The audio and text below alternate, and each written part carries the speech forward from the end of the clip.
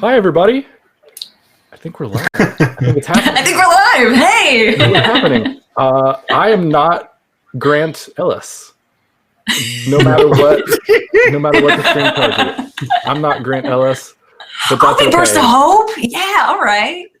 Perfect. I'm Zach. You can find me on Twitter, ZachHall_. And these are my players for our new game, Young Heroes of Fate. It's gonna be great. We're having a little bit of technical difficulties, and so our overlay is it's fine. It's all good. It's gonna be great. Let's introduce ourselves in kind of clockwise order, starting with you, Greek Sid. Hey, I'm Christina Sid, Greek Sid on Twitter. Kind of intro for characters as well there, Zach, or? Nope. We're going to introduce them in story. So just yourself, and maybe like a quick plug if you got one. Just myself. Yeah, Greek Sid on Twitter.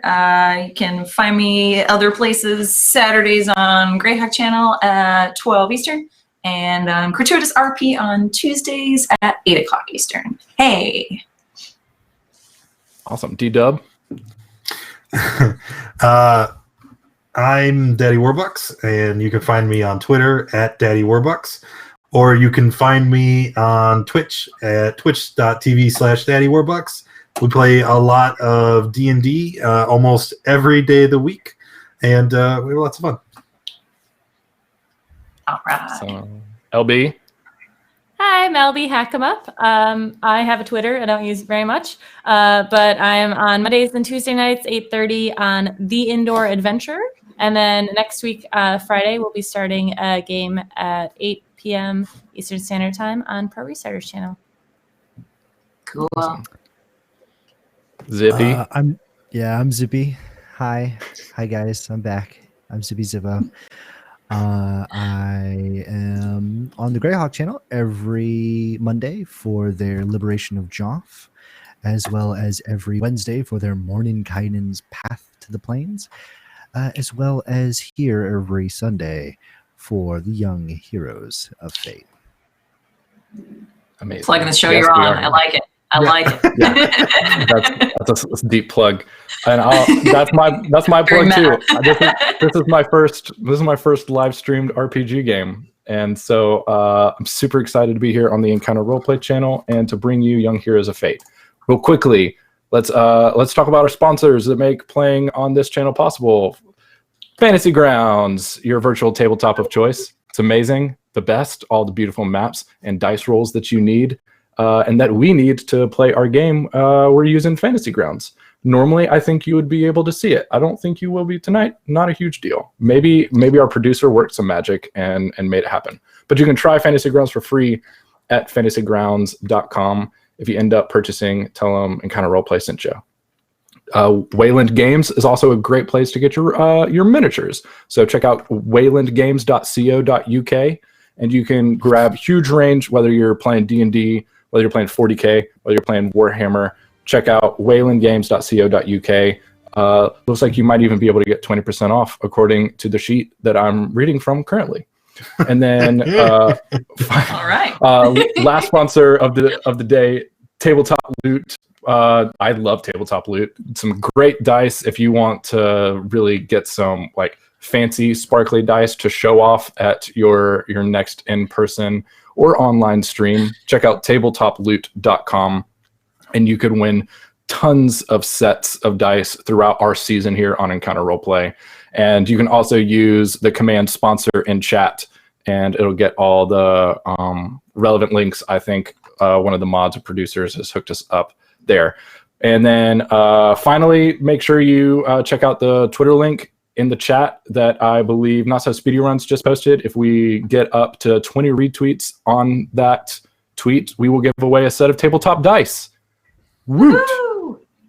Free dice just for retweeting a tweet. So click on that link in chat, retweet, and I think that's it. Of course, any of your donos can affect the game. We're not playing a D20 style system.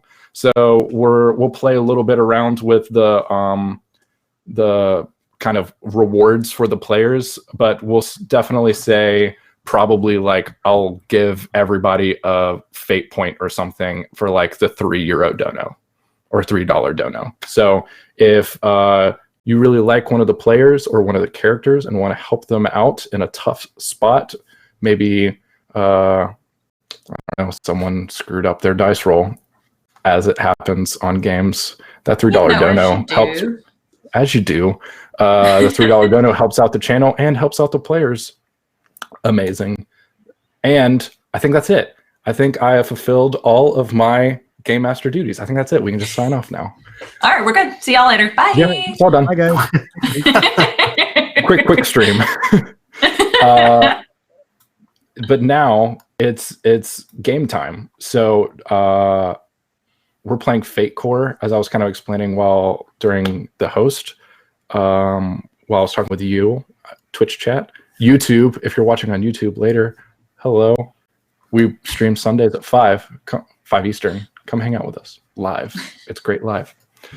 Let's talk Fate Core. Super simple. I'm not going to go into a huge amount of mechanical detail, honestly, because I'm not sure how much mechanical detail you need to know to understand this game.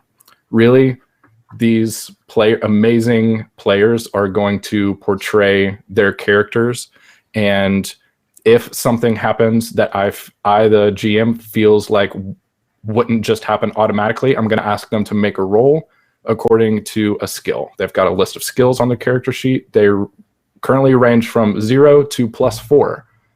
They got to kind of allocate points to those skills. So some of them are really good at fighting. Some of them have a lot of resources. Some of them are really good at rapport, is what I believe the skill is actually called. But really, it's just kind of like your charisma, persuasion-esque skill, if you're familiar with 5th edition. They're going to roll 4 fate dice. They're kind of shaped like a D6, but instead of numbers, they've got blanks, pluses, and minuses on it. They're going to roll all 4 dice at the same time, add them all up, and they're going to come up with a number somewhere between -4 and +4. They're going to add that to their skill, and we're going to see what happens based on that. There's some other really cool parts of this game called aspects, which are my favorite part of Fate Core, because we get to describe basically what these characters are, who they are as people, and then I get to use those aspects to make them do stuff. Or the other players can compel another player to do something if they feel like that character that has an aspect of tempted by shiny things might want to steal that shiny sword up on the mantle. Do they? I don't know. We'll find out. So that's basically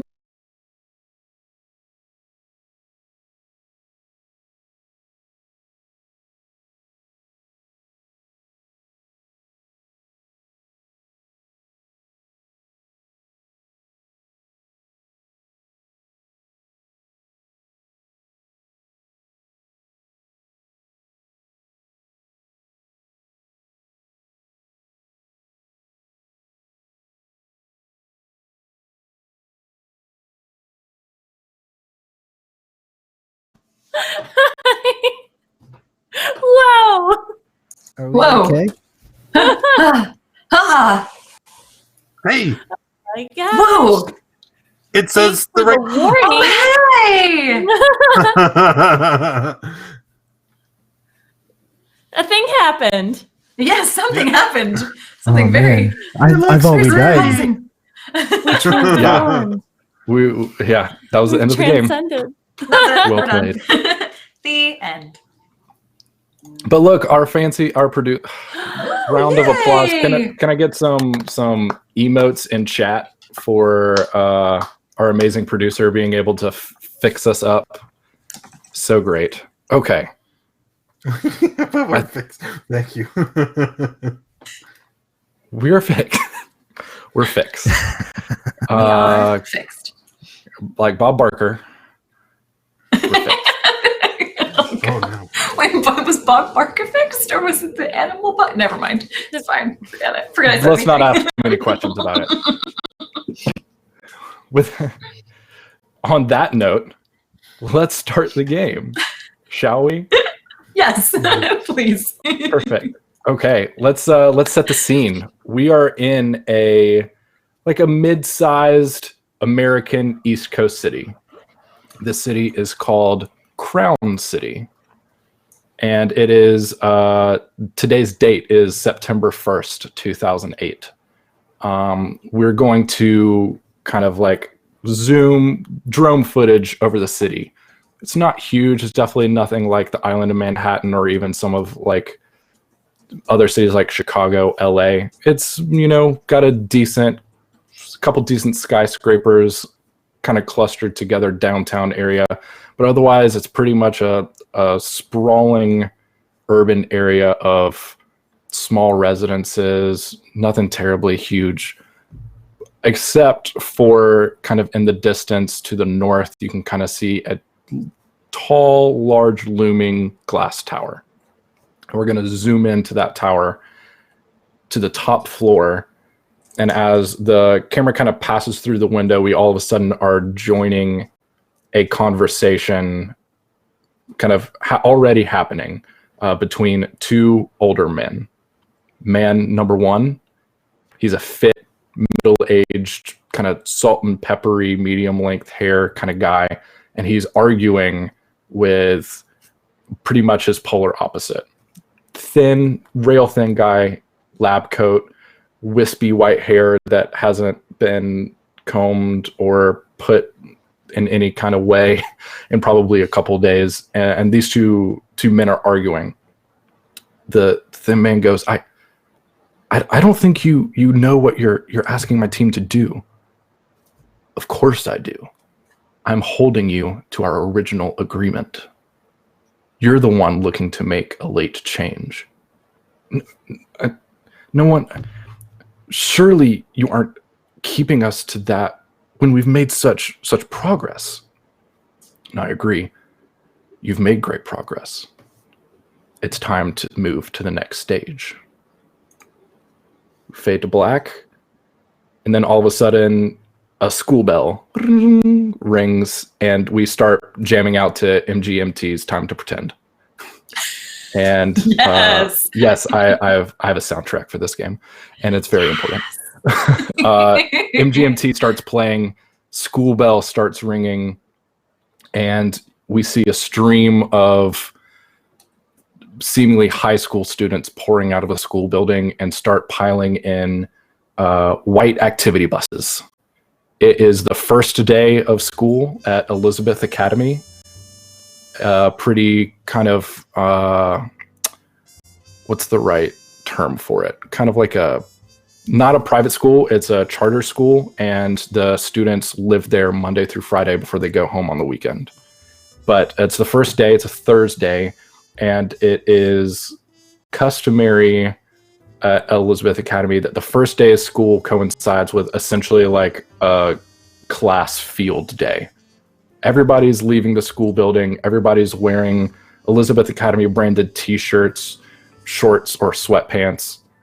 They've got kind of like their backpacks, hopping in buses, and you guys are headed to a lake.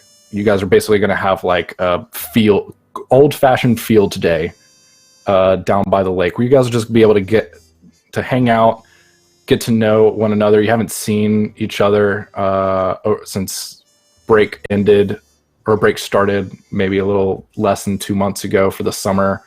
And it's a chance just to hang out with friends, see people, maybe meet some new people, whether there's new students who move to the city, or if you so choose, you can hang out with freshmen. But since I believe all of you are upperclassmen, you might, probably don't even notice that freshmen exist currently. I know I didn't when I was in high school. So we kind of zoom in. You all are on the same bus. You've all been kind of assigned for this field day. You've been randomly assigned to different teachers. So it's not just your normal friend group, or you kind of get a little mix of the grades. So you guys are all on the same activity bus. And let's see, Abby, you are the first one to kind of get onto the bus. Where does Abby sit in the activity bus? Abby is going to take the first seat available, which is probably right behind the driver. Yeah. Just so she doesn't have to deal with. She will leave space for someone else to sit next to her, but in general, people don't usually sit next to her, so she's being polite more than anything else. Yeah. Do you want to describe kind of what the audience sees? Mm-hmm. So Abby is wearing the typical shirt. It was blue, right? Powder blue? Am I wrong? Yeah. Yeah, there's a couple different options. Yeah, and she's wearing a khaki skirt that goes like just below her knees. Very like not cool. She has a pretty bulky backpack with a lot of books in it. She always has her hair pulled back in some way, usually in pigtails, braids, up in a bun. She doesn't like to mess with it. Wireless rimmed circular glasses. She has a dirty blonde hair that comes down pretty long. She's kind of one of those girls in school that just like never cut their hair but was able to grow it super long, and it's super frustrating for everyone else. Not that I know. But she very minimal makeup. First day of school, so maybe she put on mascara, but in general just kind of keeps to herself, face down, in a book. She, as soon as she sits down, she pulls out a book and starts reading. Right behind the driver. Adam, you are the next one onto the bus, and you kind of spot Abby. You've probably seen her around or maybe know her, but the rest of the bus is pretty much open. Where does Adam go? He would go straight to the back of the bus, as far away from the driver and the staff as possible. Yeah. So what does the audience see as Adam kind of like walks through the middle aisle to get to the back? Well, Adam is his clothes are kind of shabby. He's wearing the school uniform, white button-up shirt, black pants, but it's the bare minimum in order to be in compliance. He's not wearing a belt. His shirt's untucked, and he's got shaggy, unkempt hair and a bit of a beard, and he just kind of just right to the back. Yeah. He's avoiding anybody who might have already been on the bus. Definitely doesn't bother Abby as she's sitting up there reading. Just goes to the back, finds a seat, and then he kicks his feet up and tries to get comfortable. Nice. Yeah, it's going to be maybe like a 45-minute trip because activity buses are slow as heck. And so, and the lake's kind of just on the outside of the county. So you guys Adam kind of probably has done this trip before. And does he hate it? Like, does he hate? Oh, yeah. This whole thing is a waste of time. Yeah. Yeah. Okay. He would much prefer to be off on his own. Yeah. So maybe you're already kind of planning and thinking like, how do I escape the gaze of the teacher who's supposed to be watching me once we get to the lake? Riley. 100%. Yeah. So a couple more kids, kind of some randos and maybe some people that maybe a couple of new kids, but they start filing in. And Riley, you're maybe like the 10th or 11th person on the bus. Where is Riley by himself? Where does he try to like find a seat? So Riley steps on the bus, and he looks for the weakest, scaredest freshman. You find one. It's not that hard. You can easily spot him because he's like got his he's got a button up, even though that like a collared like Oxford cotton button up, even though you guys are going to the lake and you could have like dressed down a little bit. Like he is in shirt, tie. You can tell that his mom probably pressed it this morning. Like he is just wide eyed and he's just like, oh God, what's happening? But he sat as close to the window as he could. So there's an empty seat next to him. So Riley does not wear the uniform. He is very much against conformity. He's that teenager, right? So he's in his t-shirt, jeans. He's got his leather jacket on. Immediately as he gets on the bus, and I'll make a declare that the attending teacher writes in like a detention slip. Okay. out of uniform. Yeah. Amazing. So you're already the bell rang 90 seconds ago, and you've already got your Friday afternoon Citation. book. Yeah. Oh man. So he grabs the citation, he crumples it up, and he looks over at the scared little freshman, and he tosses it at the freshman's head. And Okay, goes and he sits next to him. the freshman was not looking at you. He was just kind of like at a midway point, just not really focused on anything, kind of looking over the driver's head, but the bus isn't even like 20% full, plenty of time. He's just zoned out, and the piece of paper just kind of bounces off the side of his head and lands on the seat kind of next to him. And he looks around, and then he sees you, and I mean, he's in full uniform. You're not even like, there's not even any proof that you go to this school. So is Riley a junior or senior? Riley is a senior. A senior against this noob freshman, and he just turns purple immediately and just puts his head down and doesn't make a noise, a sound, doesn't say anything.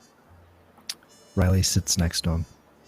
He gets like really close. He does that where he wants to assert his dominance, where he sits super close to the person on the bus. Yeah. And he places an arm around this small, scared freshman. He pulls out from behind his ear a cigarette. He's like, "You want one?"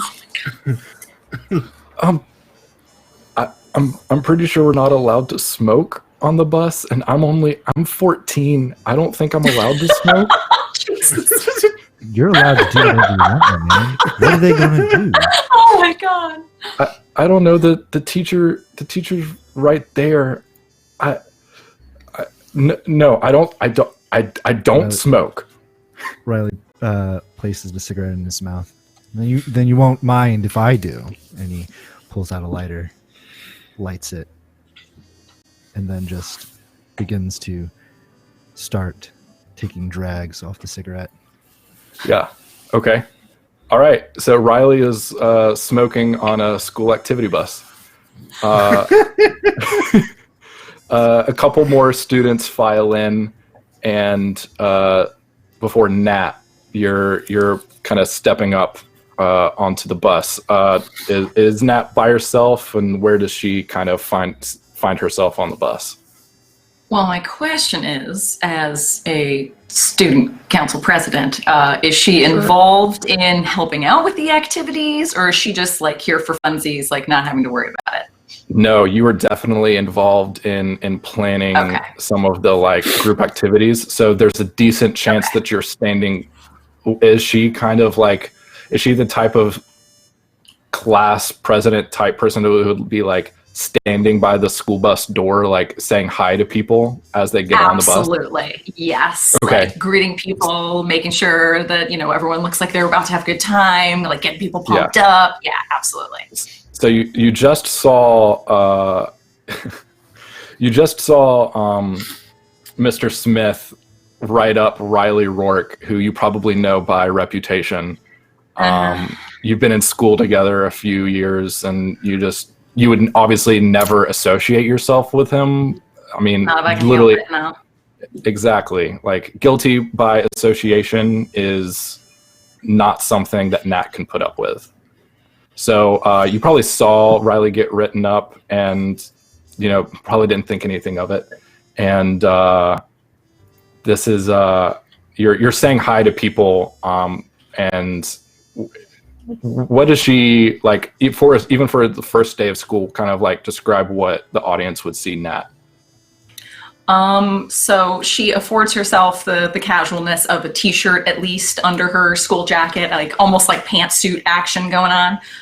She has like a binder with all of the activities very carefully organized for the day so she can reference it. She has her trusty gallon-sized thermos of coffee just strapped over one shoulder. And yeah, she's just greeting as many people as possible. She has a small bag with her, got her notes as well, her planner. She'd die without that thing. And just greeting as many people as she can. Hi, Elle, it's good to see you again. Oh, how was your summer? It was great. Yeah, come on in. No, it's going to be a great day. No, we got a lot of fun playing. It's going to be great. Yeah. Hello, hi, how's it going? Yeah, come on. Yeah. So just, So Nat, just cheers. Nat, you're greeting everybody when you see a younger man. I believe he's a grade younger than you. Theo kind of approaches the bus, and Theo, you're it's the first day of school. First off, hi. Hello. Hey. Sorry for being late. No, it's great. It started snowing in the middle of the show, so I had to drive home very slowly. No, you're good, man. So you guys are hopping on school activity buses on the first day of school, headed to a local lake for like a field day of kind of like hanging out, getting to know other students, seeing friends that you haven't seen over the summer. So Theo, you're about to hop on the bus, and you kind of see Nat kind of saying hello to everybody, and you know, like Nat's senior class president. Mm-hmm. You've seen her face and name plastered all over the school, probably all 4 years. What is your reaction to seeing Nat and like having her greet you this chipperly this early in the morning? Hello, Nat. It's nice to see your smiling face once again. Good to see you. Yeah. How was your summer? It was chock full of debate camps, and I'm ready to take the national title this year. Hey, well. Fire in my boats. Fire in your belly. Yeah. Well, today should be pretty relaxed and nothing to worry about. So come on. Great. Fantastic. Right. So you get up on the bus, and you're probably one of the last ones to get in the bus, but you do see a couple of seats available. Where would you like to sit? Do you imagine yourself, you have a friend that you're going to sit with, or try to find I don't think there's any empty rows left. Yeah, I'd look for my debate partner, Brian. Okay. It's 2008 is an interesting year, so we'd probably spend the entire year gossiping about potential cases and what we could be getting up to in the coming year. Okay. Yeah, so you spot Brian, and there was someone, like a freshman, probably just sitting next to Brian, not knowing, and Brian kind of like leans over to him and kind of like, hey man, do you mind like hopping across the, oh yeah, sorry. And the freshman moves and makes way for you, so you can kind of sit next to Brian and chat with him on the ride to the lake. Nat, it seems like you've kind of checked off all the names on your list. Seems like everybody is on board, and the teachers are starting to kind of rally everybody onto the bus and start to head out. All right, great. So I guess I'll come on. I would hope maybe I'd get a seat maybe on like the other side, or if Abby still has a seat open next to her, I can. Did anyone sit with you, Abby? Yeah, Abby, did anybody sit with you?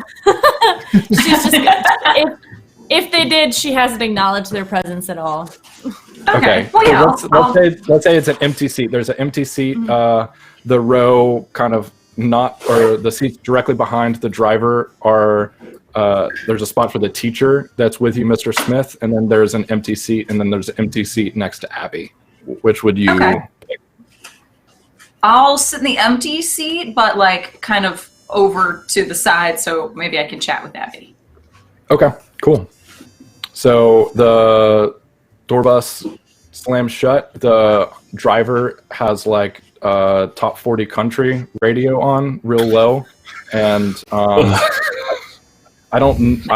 pretty sure most of the kids aren't excited by his choice, but school regulations don't let for like someone to play their like iPod through a cassette deck adapter or anything like that. So maybe a few of you have some like early iPods. Maybe a few of you are still rocking like a skip-free CD player or a book in Abby's case. but you all kind of start to zone into whatever activity you are, talking to friends. Riley, did you stay with the freshmen as kind of like the doors closed? Okay. Yeah. Were you still? He's like, do you think you were still smoking, or was this like a quick couple of drags and then? no, he's still smoking, and he's like looking over at Mr. Smith every time he does it.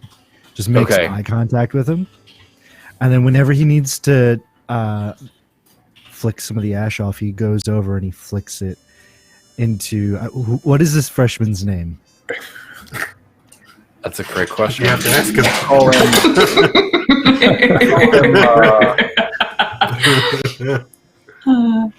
Let's call him like Dylan. Okay, so Dylan, Poor Dylan. I feel like Dylan has his like his books, maybe his favorite comic book or something out for the ride, and he just knocks some of the ash off onto all of Dylan's things. This happens throughout the entire act of him smoking until he's down to the butt, and then he just kind of flicks it at Dylan, and then just kind of goes about back to riding on the bus. Okay, Dylan's not going to do anything, but he stays that shade of purple that you saw him turn when you hit him with the piece of paper. He's that awkward mix of like frustrated and shy and angry, of like he's really angry and wants to do something, but he's terrified, and so he's not going to do anything. But you can just see, I think you're getting the reaction out of him that you wanted, of like, you've asserted power. And as soon as I feel like he's getting to that peak, that like he's about to snap, I smack a hand on his shoulder and bring him real close, and he's like, "What's your name, kid?" Dylan. Dylan. Okay, very good. Dylan, what? Dylan Smothers. Dylan Smothers. Dylan Smothers. Oh my goodness, that is a terrible last name. What are you, Smothers?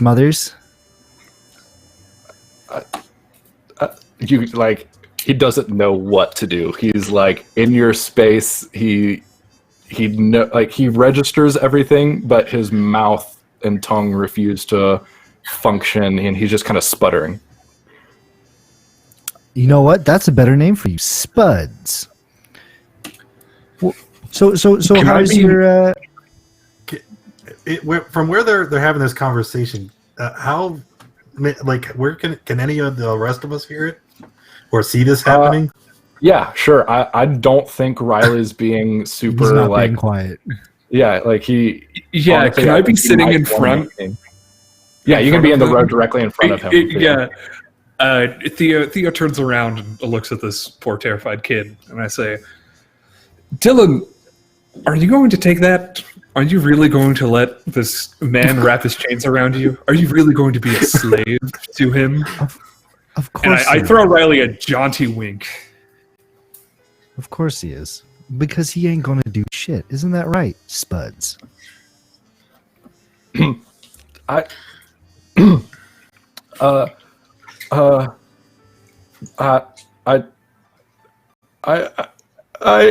can see him start to like, his lower lip starts quivering.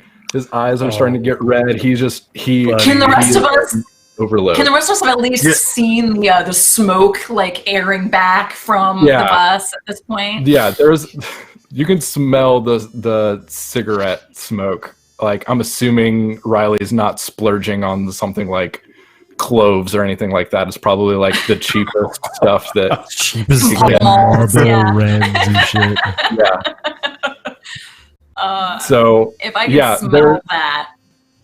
Yeah, there's that vibe that high schoolers get when you're in a closed space and something is starting to happen that like the world wants everybody to know about it. There's that like, something's happening maybe like 4 rows back. Like, I wonder what, and everybody's kind of starting to do that awkward, like, turn and look and maybe like half listen without trying to be super obvious. So I would say that if you want to, your character can be aware of the situation.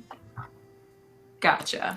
I'll kind of peer back up from my itinerary and are you kidding me? Man, Spuds. Mr. Spuds, Smith, you someone's spoken back there. You want me to deal with it?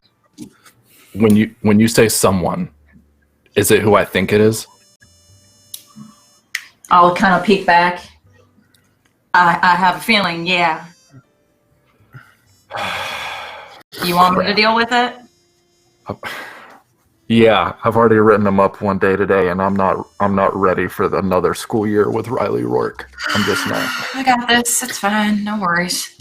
I'll get up, like, trying to take cautious steps, moving over if the boss says it's moving, and move over. Yeah, there happens to be an empty seat like across the aisle from Riley. Okay. It looked like everybody other than this poor freshman knew to give Riley a little bit of space. Love it. I'll go ahead and I'll take that seat, but kind of like, turning around in it to sort of speak with him. 1, nix the cig, or I nix you. And 2, leave that poor kid alone.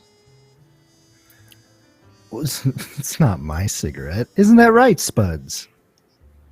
It's your said dad's. you wanted to let off some steam, right? You were a little too I'll deal stressed with there. you in a minute, Theo. Mr. has no time to help out with dealing with this entire event today, so zip it. I swear, Leave Miss the boy Natalie, alone. it's not my. I'm trying to befriend him. This is his first year. He needs to know the food chain. I'm on top. He's on bottom. Maybe one day he'll be up here.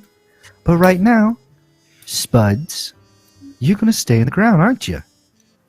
Darling, I think you've got Stay- that a little flipped, because if there's a food chain here, I am at the top, and you need to watch yourself this year. Darling, what's your name? Dylan. Dylan, why don't you come over here? I think there's another seat free over in the area over here. Come on. Riley puts his hand up on in front of Spuds. No. I'm your new best friend now. No, you're not going to leave me. He's my new best friend. He's not going to go anywhere with you. Isn't that right, Spuds?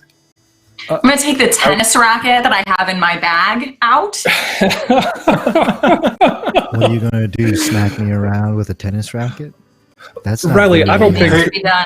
Hey, Mr. council Smith, member. is a student council member supposed to threaten us with the tennis racket? Exactly. You're going to pull out a weapon, and then he reaches and he pulls out a pocket knife that's not flipped out yet. I'm going to pull out a weapon. It's going to be Dylan, anarchy. It's as going to soon be as- crazy.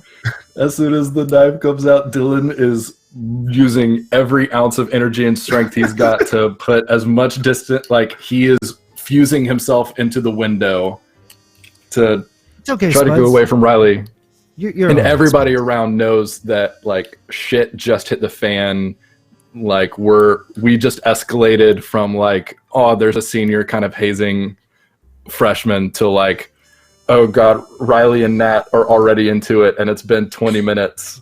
And I feel like this happens every single year.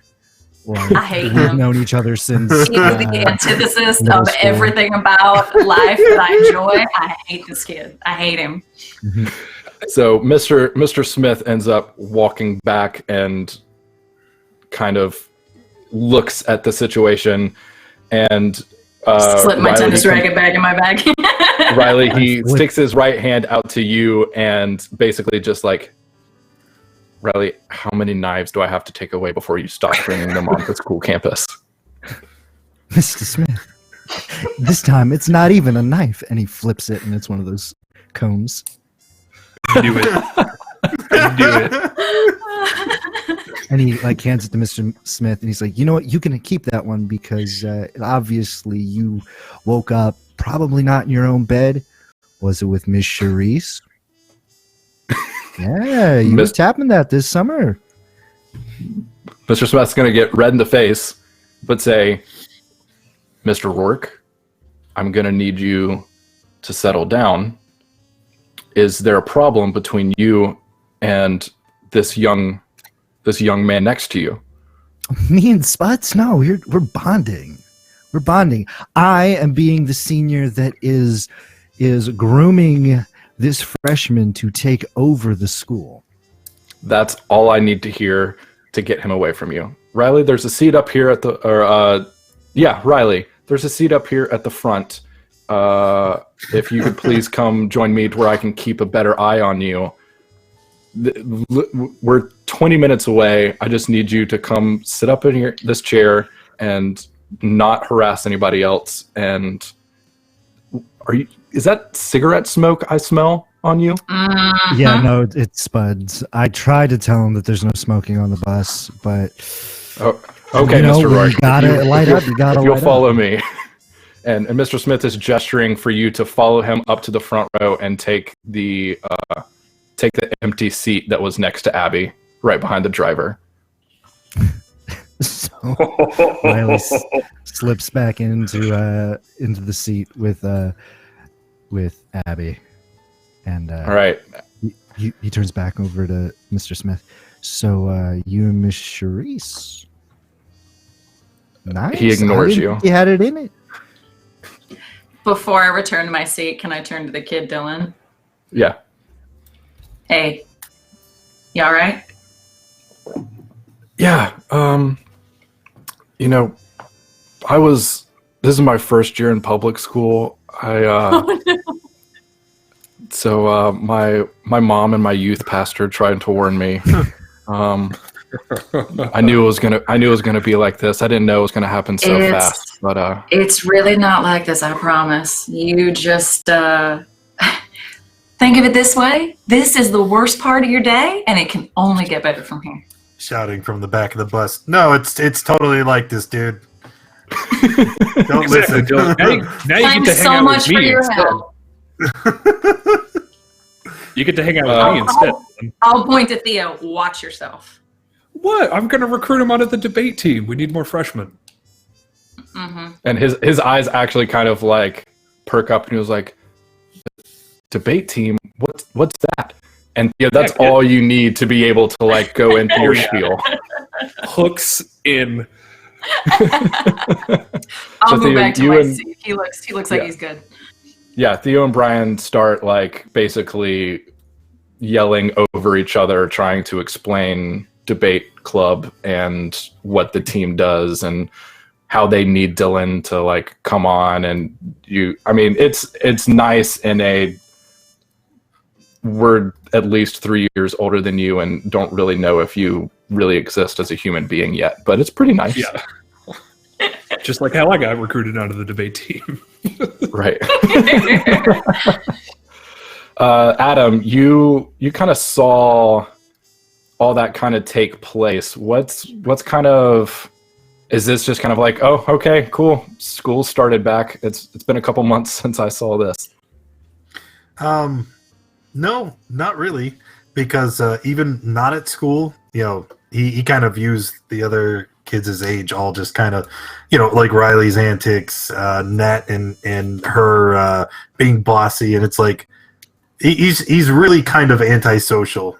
And it's not that he cares about Dylan or cares about Riley. He's just here, and he's stirring up the pot whenever he gets the opportunity. Gotcha. Okay. So Abby, you're minding your own business. You had no idea anything was happening behind you because you are fully engrossed in your book when all of a sudden you feel the plump down of someone sitting next to you, and you can smell tobacco, and maybe the kid's like 17, maybe like didn't shower this morning, didn't put on deodorant, a little bit of BO, but just like that high school boy stench. The Axe body spray. Oh, yeah, or the other end where it's way too much Axe body spray. Yeah. No. He doesn't wear Axe body spray. I think he would put some kind of aftershave on, but it's not anything super expensive. It's something you get like at Smells like Walmart. $3. Exactly. So it smells like chemicals. Yeah, it just smells like, chemical. Like with a hint of peppermint. Yeah. So, Abby, you are aware of Riley, but never really crossed paths because why? But he is now sitting next to you on the bus for at least the next 20, 30 minutes. Her nose goes a little bit deeper into her book. She raises it a bit higher and tries to ignore him. Riley. Oh, hey. Hi. So, dang, nose in a book already. What are you reading? Dang. And she kind of looks over at him like, is he actually interested? Is he just going to be mean to me? And I see who it is, and I'm like, it's for class. Oh, God. Reading for pleasure is such a terrible thing. Yeah, but what is it? What book? It's a picture of Dorian Gray by Oscar Wilde. Oh, man, that's one of my favorites. Yeah, did you know that that Oscar Wilde once said, experience is merely the name men give their mistakes? Fascinating. So what chapter are you on? What part? Chapter 11, if you must know. Ooh, you're getting good. It's getting good. I bet you. So do you always read like, Oscar Wilde books, or are you kind of like well-rounded, like a circle? We're reading a lot of books in AP literature, and this just happens to be the first one. I'll probably read different ones, modern. I haven't gotten the list yet. Just a summer reading. Actually, hold on. Riley, he has a backpack and he opens up and he pulls out The Merchant of Venice, and he's like, hands it over to Abby. You should give that one a read. That's really good. Maybe I'll read it next. Definitely. Yeah, tell me what you think of Shylock. I will. And she kind of puts it in her bag. And he looks back at Mr. Smith. This 20 minutes is going by so long. Can't we do something fun? Oh my gosh, Riley, have you forgotten how the clock works since the summer ended? Or, do we need to go back to middle school now? Actually, if you could explain to me exactly what the two hands are supposed to do, is it the long one on top, or is it the short? Mr. Smith. It's actually the face. Mr. Smith happened to catch catch a look over as soon as Nat kind of got engaged in the conversation. Mr. Rourke, please keep your heinous hand emotions to yourself. He's like, all right, hey, next time you see Miss Charisse, you should, give her one of these. I don't know what that means, and I don't want to know what that means, Mr. Rourke. Miss Jansen, surely you have some kind of activity for the bus to participate or play in while we're on the road? Absolutely. she'll go ahead and go into her file marked contingencies and look through a couple like icebreakers and getting to know yous. I think I have enough. Some people might have to share, but that's fine.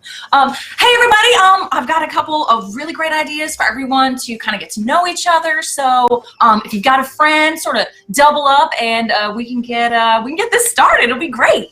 And she'll start passing out like a little icebreaker worksheet, if you will. Is it a bus fight? Is this like an old Yeller school bus, or is it like a touring bus? This is like an activity bus where like there's no seat belts, there's no armrests. The windows do that kind of like swing, pulled down kind of motion. It's the seats are ratty. The floor's gross. Nostalgia. Yeah, exactly. So you can hear a collective groan, but there seems to be enough underclassmen that are kind of like, they're not used to saying no to authority figures yet, that they actually start kind of passing around the sheet that Nat has made. She made photocopies of the night before. Just in case. She was in the school building during the teacher work days, like helping teachers set up their bulletin boards and stuff like that. So like she's prepped and ready to go. Theo, you get kind of like a half stack of the paper. Do you take one, or do you just kind of like move it along? I take a couple. I take like 5 or 6, and then pass it along.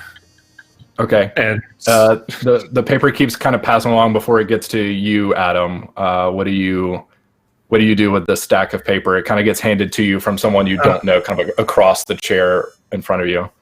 I'm going to look at it, and then I'm going to kind of look down the aisle towards Nat. Just kind of look at her, put my hand, like, Nat, really? Like, do I have to? You don't have to. It just might be fun. I mean, we're going to be another half hour. No, I don't think that's fun. You do yours up there. I'm fine. I have made a paper airplane out of one of them already, and I've thrown it up towards the front. Okay. Were you trying to hit anybody or anything with it, or was it just to kind of chuck it up there? I'm vaguely aiming at Nat. Okay, I'm gonna have your paper airplane attack be the first roll of the game. Yes. Fantastic. Yes. So this should probably be I don't know, like let's make it a shoot to make it. Okay. Yeah, I'll let you pick. I would probably say it's either crafts to determine how well the airplane was made, where it would go where you want it to go, or shoot to like maybe the airplane isn't perfect, but you've got enough like force and aim to get it where you want it to go. So you pick. Yeah, so I'm going to do craft. So I've got 1 pip in it. So okay, so 1 die? Nope, you roll 4 dice, and then you had 2. Right. And you'll kind of add the 4 together, and then add your skill on top. Yeah. Okay. That did nothing. All right. Here. Yeah, I got it. There we go. There you go. Nice. That would be a total of 3. 3. Okay. Yeah, that was. I was gonna make it like a. Well, you know what? Would be like an opposed notice or something. Yeah. This will be an opposed check. So Nat, you can roll. This would be a defending roll, and I actually have to look up what that would be. Conflicts. Let's see. First time running the game, everybody. So I love this is the first roll of the game. It's an airplane. Yeah, I love it. exactly. So Provocateur, Theo Costa. So great. I think so. Go ahead and roll, and I think this is. I'm trying to think of what a defending roll would. I'm just gonna have to.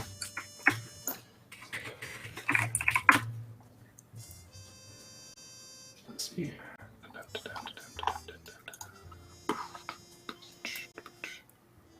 Nope, that's not it. Great that the first mechanic is not something that I had memorized yet, Oh, and no. so I'm having to look it up. But no, Keeping this you is on your toes, amazing. man. This was amazing. Oh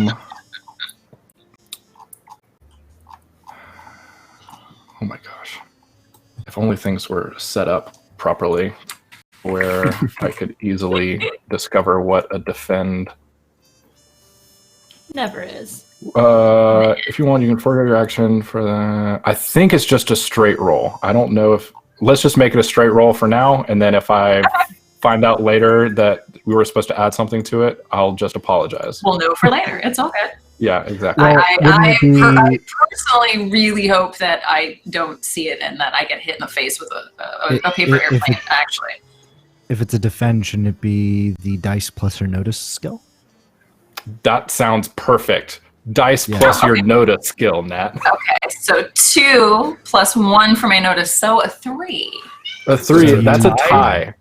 Yeah. So in the event of a tie during a conflict, basically, I would let.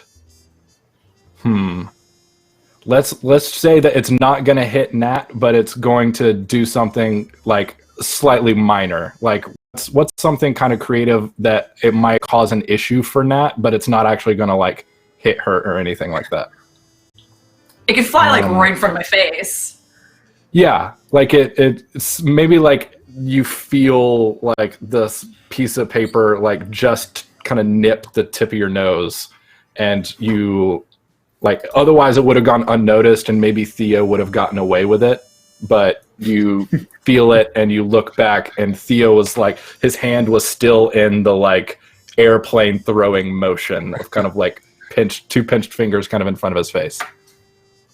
Not bad. Could use you an odyssey of the mind where it'd actually be productive. I throw another one. This time at Riley. Okay. Yeah, I would say this is another kind of contested roll. So Theo, you can make another crafts roll, and then Riley, you'll make a notice roll. Okay.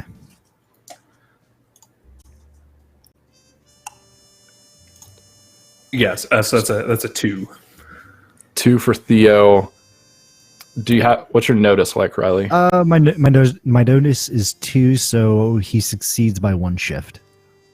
Okay, so you'll you succeed with not like stupendously, but you do succeed. So what does that look like, Theo?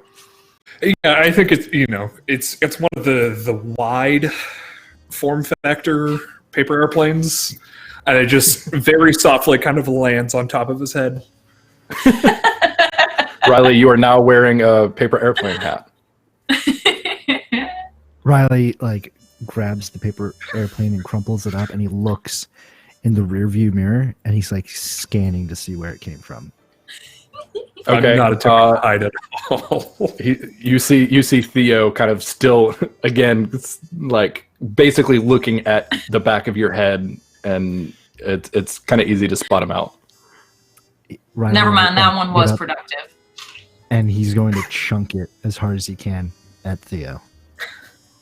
Okay, so now flip flop it, Riley. I would say this is probably a shoot skill Okay. roll for you, and then Theo notice. Notice. Yes, bar save. This is the start of the weirdest TPK. Oof. Murdered by paper balls. That is a -1 to me.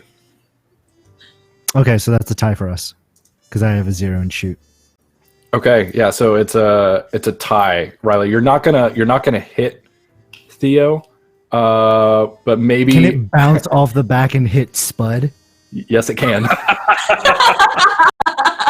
Yes, it absolutely can. So Spud is gonna hit. He's gonna get hit in the face with a crumpled up ball of paper for the second time in half an hour. His first half hour at Elizabeth Academy, Child. and he was kind of laughing along with Theo. He kind of like, came out of his shell a little bit while talking with Theo and Brian about debate, and then gets hit in the head, and he yells out, "Hey!" And Mr. What Smith you gonna kind do of about like it, punk? Mr. Smith kind of sees you kind of half standing behind the driver, like staring down this freshman, and Dylan kind of, he's holding the paper ball, maybe kind of like in mid chuck, like gonna attempt to throw it back at you, when Mr. Smith goes, "Hey, y'all quit it.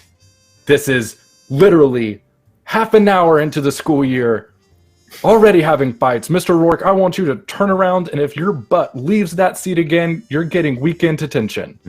Oh shit! Okay, don't get your BDSM gimp suit in a twist and sit down. I don't know if Mr. Smith would know what you were talking about, or he's not going to let on that he might know what you're talking about. But so, do you kind of sit back down? When was 50 Shades of Grey released? Was that by 08? I don't know.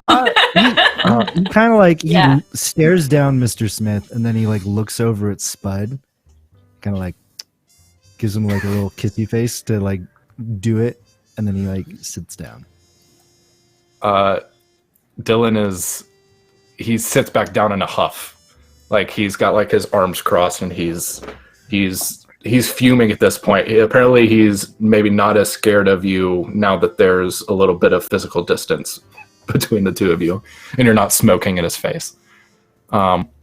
Abby, what does this look like? Or like, what, you just kind of had like maybe a cool conversation with Riley about, some high class literature, and then he started a paper ball fight. What's kind of going on? I think Abby wouldn't have noticed until he like got up and turned around, because she was reading, and she was just kind of trying to pretend like she doesn't know what's going on, or doesn't like.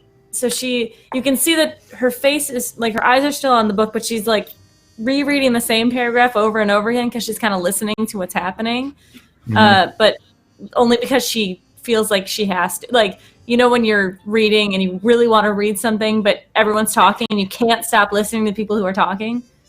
That's what's happening to her. Yeah. Riley sits Adam, down what does all this look like from your seat kind of towards the back? He's watching all of it unfold, but almost kind of similar to Abby. Adam is trying to occupy himself with one of his comic books. And unfortunately, he's still very distracted. He keeps looking up to see what Riley's doing and laughing at his and Theo's shenanigans, but still entirely wholly disinterested in involving himself. What is Adam reading? Like, do you like what kind of stuff is Adam into comic book wise? Well, being 2008, he is currently reading his way through the Civil War, the Marvel storyline where all the heroes were fighting against each other. And so is Adam like a big superhero fan? Like, he enjoys that genre? Huge. Usually, because we all know he's not a great student and he doesn't like to really engage in school activities. What he's trying to do, and even now what he's plotting to do, is once this bus stops, he's going to run off somewhere so he can go read his comics. Gotcha. Did how interested was Adam in the Iron Man movie, the very first Marvel movie that just came out this past May? Oh, he's seen it 3 times. There you go. Yeah, that sounds right. The first live action movie that actually did any well, and he will tell you at great length if you ask him. Nice. X-Men did well, guys. Yeah. X-Men did well. Yeah, and a great question from chat from JD Lady. What side is Adam on? Is Adam Team Cap? Team Cap, baby? Captain. Oh man. Nobody sides with Iron Man in the Civil War unless they're a terrible person. I'm a terrible person. See, now that's right. Now I don't know. I don't know if that's DWB's opinion or if that's Adam's opinion, but it That's might be Adam's the same. opinion. Both.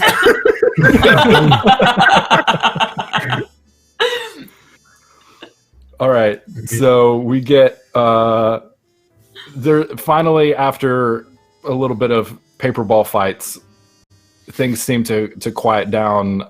Well, to move it along, we'll say that Riley maybe he feels like he's caused enough trouble in his first 30 minutes of the school year, and he decides to maybe give Nat and Mr. Smith just a bit of a break, that kind of break that maybe makes you think that, oh, like he's done for the day, he's had his fun, he's going to let us go, but really he's just secretly planning ways to mess up like the organized games and stuff that he's going to have to participate in once you guys get to the lake.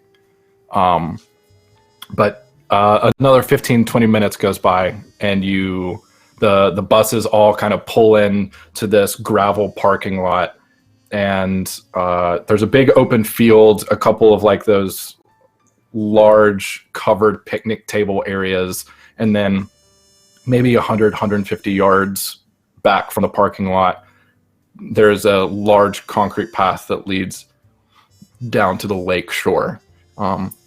It's a random Thursday, first week of September, kind of at your Crown Cities in North Carolina, southeast of the country. So it's still pretty warm, but it's not necessarily like the school year just started. So it's not like there's a ton of kids here. Pretty much you guys have the park and the lake to yourselves for the day. And you guys are going to be here for a while. So without getting in like to too specifics, what's kind of everybody's vibe and gauge of interest when it comes to the activities? And I'm going to start with Nat, since you're kind of like organizing. You can let us know kind of what's on the docket available for everybody. All right, cool. So nothing too crazy. Like there'll probably be like a very large like meet and greet with like some icebreakers, like sort of an expansion of the contingency from the bus. Then they'll probably split it into shifts so everyone can kind of do a little bit of everything. So like they'll split like lunch and everything into shifts, and so people eat at different times, and some people can go to the lake, some people can go off to the side and play the organized games. And they're not going to force anyone necessarily to do anything they don't want to. So like they'll even leave us an area off to the side if people just want to hang out and chill. Gotcha. So kind of knowing some options. Let's see. Theo, where does Theo head? Does he kind of have is he hanging out with a group of people? Is he kind of a smaller group setting kind of guy? What's Theo going to be up to today? I think Theo, in his bag, he brought along a rugby ball, because he plays rugby in his spare time, because Nice. It's the most hipstery sport I could think of other than lacrosse. I will say they're both pretty hipster, but they give off very different vibes. Yeah. So he brought his rugby ball with him. So he and maybe some other people in the rugby club, along with a couple of the more physically inclined members of the debate club, are just tossing it around, having fun. Yeah. Cool. So you guys playing with the ball out in the kind of like the field area. They've tons of stuff, but the field ends up being nobody really engaging with any of the like organized stuff, except for maybe like some of the student council people that like they spent all this energy and time to like get ready, but so they engage with it to try to like get people to like, hey, we're doing like the first thing that just came into my head was like a cakewalk, which of course would never be happening here. No, oh my god! But, like, that's in my like that was the thing I came up with. And so like Nat, you're kind of hanging out with some of the other student council folks, trying to like rope people into some of the games that you guys had prepped. Abby, what are you up to? As I am a person that people don't usually remember or think about, I'm going to try to fade away and find a bench and so I can read. Yeah, I think that's super, super easy. You can basically just kind of like ghost away from like the group, and the park is pretty large, so you can find even like a nice bench with like a nice view of the lake that's pretty kind of like off the walking path that you don't think people would interrupt you. Yep. So you can keep reading and not really run into anything. Adam, what are you up to? Well, as stated before, so as soon as they get off the bus, he starts scanning for somewhere where he can go off and be by himself. And he actually sees Abby kind of walking off and reading in her little area. And I'm going to kind of follow her and then ask, like, do you care if I, like, go over there? Am I going to bother you? I don't want to be with those other guys. They're all kind of... No, that's fine. You see, he's kind of like, he's like trying to straighten up his shirt, and he's like,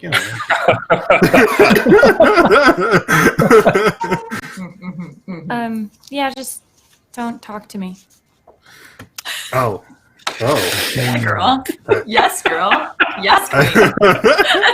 I mean, I wasn't gonna. I was just gonna read my. And he starts to say, the books. Yeah, I'm gonna go over there. Yeah, you probably. Damn. You probably like you're about to talk about what you were reading, but then you see the cover and Exactly. it's like the Barnes and Noble edition of the Portrait of Dorian Gray, and you're like, I can't talk about comic books in front of her. No. That's right. That's right. So then instead, you just see him like quickly grab his bag. He just scurries off. Yeah, amazing. Aww. All right, Riley, what does Riley do? waits until Spud gets off. Okay. Poor Spud child. kind of he walks. This poor homeschooled He's child. walking or he's getting off just after Theo. So in my head, you tell me if this is right. I kind of picture Riley doing the whole like greaser lean up against the school bus, like right beside the door, and just kind of like waiting. Yeah, and then as soon as like Spud like gets off and he's like, he takes a big breath. This is going to be a great, it's his first field trip in a public school, and then here comes Riley's hand on his shoulder, and Riley Like a dark and stormy cloud. No. Hey there, Spud. I saw what you did back there. That took balls. You were going to throw that paper back at me. Yeah, I was. Yeah, You deserved it. I do. You tell me why I deserve it. Go for it. Go for it, You Spud. threw the ball at me. That was the second time you hit me. You can tell that he feels a little more big group. There's like 800 students. There's like another I don't know what the teacher to student ratio is at the school, but let's say there's a good amount of teachers and administrators and stuff, and maybe he feels a little emboldened by the fact that he doesn't feel as alone and separated as he did on the school bus. He's like, oh, you're upset that you got hit in the face with 2 paper balls? I'm sorry, did I hurt your feelings? I was just trying to make you feel welcome. I feel real welcome, Riley. Thank you. No problem. Hey, And he tries to walk away. he is he wearing a backpack? Yeah. Riley grabs the hoop on the top of the backpack and he pulls it. Oh He pulls it no. close. And he's one of those kids that was wearing it real low. And like so Oh, there's a no. lot of slack. So there's literally like the worst. there's just like a second where you've grabbed it and then like it goes taut and he kind of like catches it and he spins around and kind of staring at you. What's wrong there, Spud? I thought you would want to hang out with me. Like, No, I no, best I don't friend. want to hang out with you. You're mean. Why? I'm mean? Do you Yeah, think you're everyone's going to be mean. nice? Oh, all right. And like Riley kind of like turns away, but he feigns it as he comes in and he sweeps Spud's leg, so he falls flat on his face. Okay, that's gonna be. I'm gonna need a fight roll from you. Okay. All right, This- come on, Spud. Come on, Spud. Yeah, I guess I'm gonna roll for. That's a 5. Jesus. Plus 4 to fight for Riley.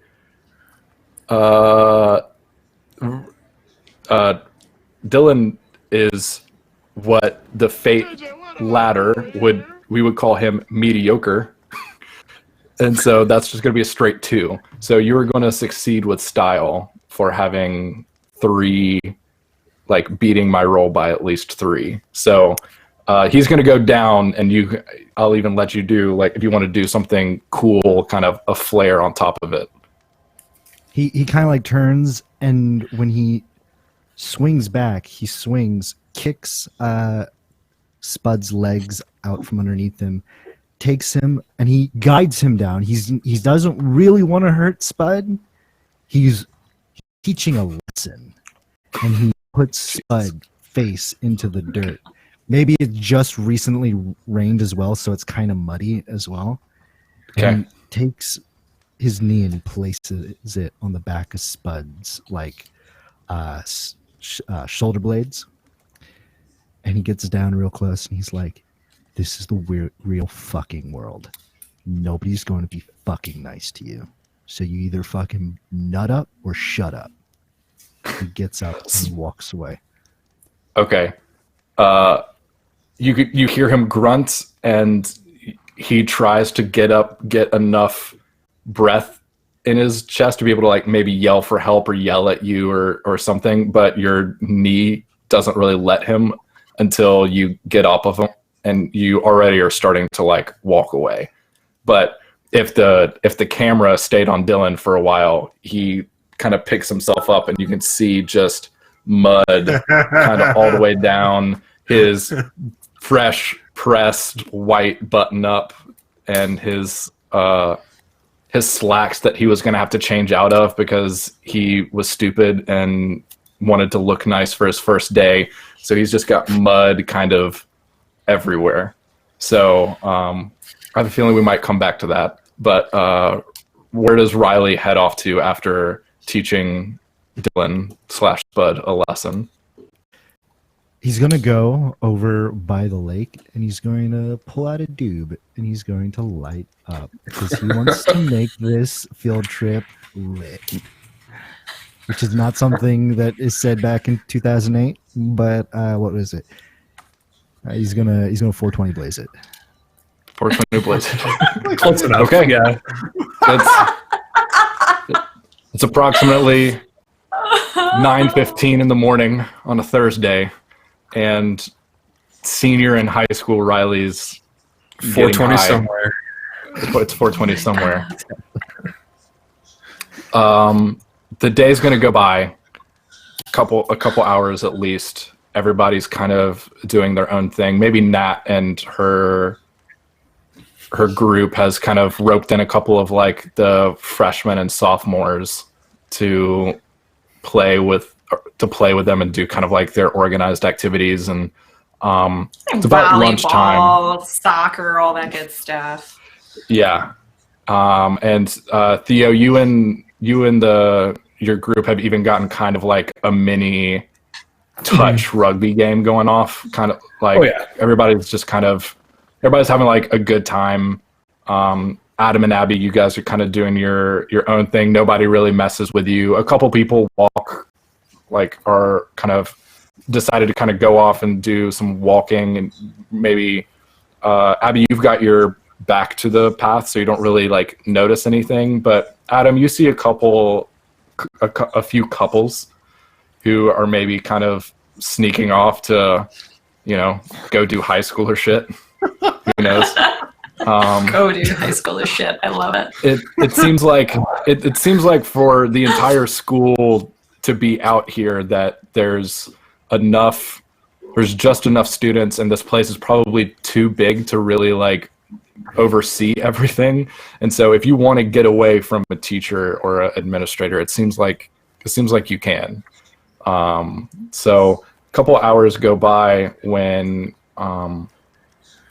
everybody, like, a big group of kids decide that, like, hey, like, perfect time to go swimming in the lake. They've got some of those, like, inflatable, like, kind of climb on things that you can have. Like, there's a big slide that you can do. And this is one of the lakes that has that huge blob thing where you can, the blob. You can sit on the front, and other people can, like, jump off a pier and, like, land on the back, and it launches you up in the air. And so a couple of people get in line for the lake to kind of go swimming and do the blob and that kind of thing. Would anybody gonna hop in the lake? Oh, I am leading the charge to the blob. Are you kidding me? Yes. Blob Yeah, is throwing it happening. up. Theo gets his gang together and kicks the ball out into the lake. Start having some fun with that. Yeah, I would say that, like, some of the guys on your team is taking this opportunity to, like, especially from the rugby club, taking their shirts off and maybe, like, stealing some, like, glances over to some of the other kids, be like, yeah, check this out. I've been working out over the summer, bench press 145 yesterday. Like, they're just real, like, I'm trying to get a picture in my head of Theo. Is Theo like a shirt off in front of the other students, like, trying to... Yeah, but he's not a meathead. He's very lithe. I was like, okay. One of those kids that looks like he weighs about 100 pounds, but will eat the entire Thanksgiving dinner by himself. Gotcha. If left that metabolism, I miss it. Yeah, Me exactly. too. So yeah, he's changed into some bright floral, like, board shorts or something, and has kicked the ball into the lake and is leading the charge on getting a rough and tumble game of water polo going. Okay. Yeah, so Theo, Nat are down by the lake. Riley, you've had a few hours to kind of just roam through. Maybe you've seen some of the other kids that they're regulars in detention. He would have harassed some of the lovers that kind of, like, ran off. Where when they, like, find that perfect spot and they're going in for the kiss, Riley just shows up and just kills the mood. And now they gotta leave because they've wasted so much time finding the spot. They don't get to do what they wanted to do. But when he noticed everybody's heading for the lake, he's going to do the classic: gather up everyone's discarded clothes. Okay. Go hunt them. Okay. That's exactly why I didn't go. So it's going to happen.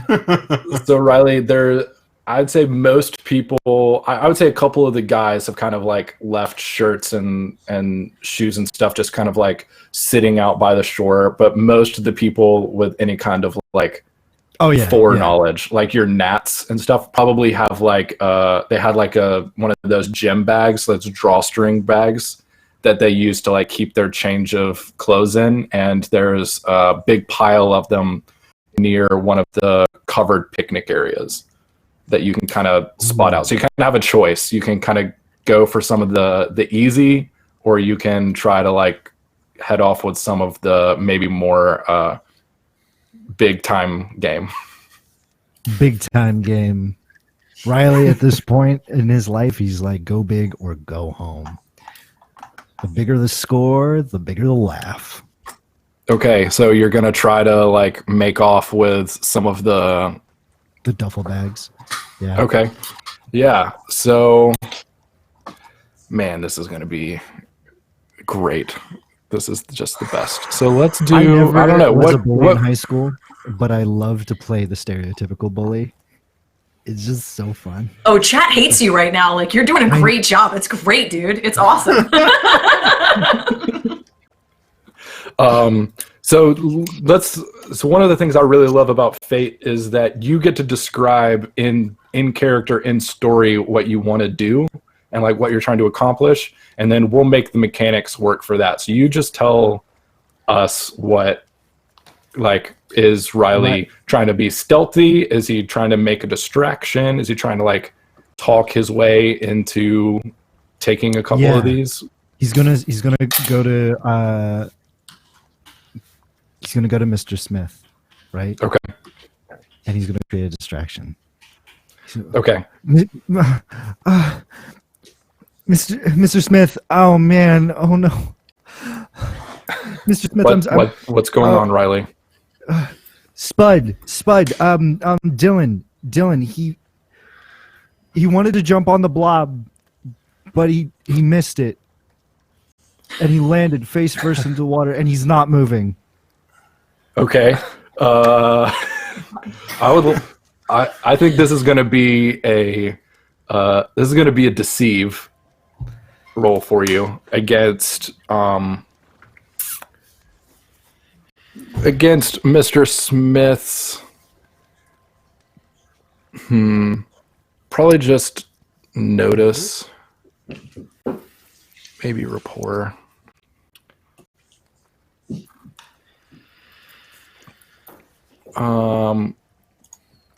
Let's see. Oh, Mr. Smith rolled -2. So even though I was going to give him a +2 because he's dealt with you a while and he knows. Oh, so and then a -2? I got a -1, so I succeed by 1 shift. Okay, that works. So Mr. Smith kind of looks at you and he goes, "Are you bullshitting me right now, Riley?" Do I look like I'm fucking shitting? A student is fucking hurt. It's on your ass if he, doesn't come up for air. Okay. And so Mr. Smith kind of grabs a couple of other teachers. You see him maybe reach for, he heads over to the nurse, the nurse is a huge guy in his like mid-40s.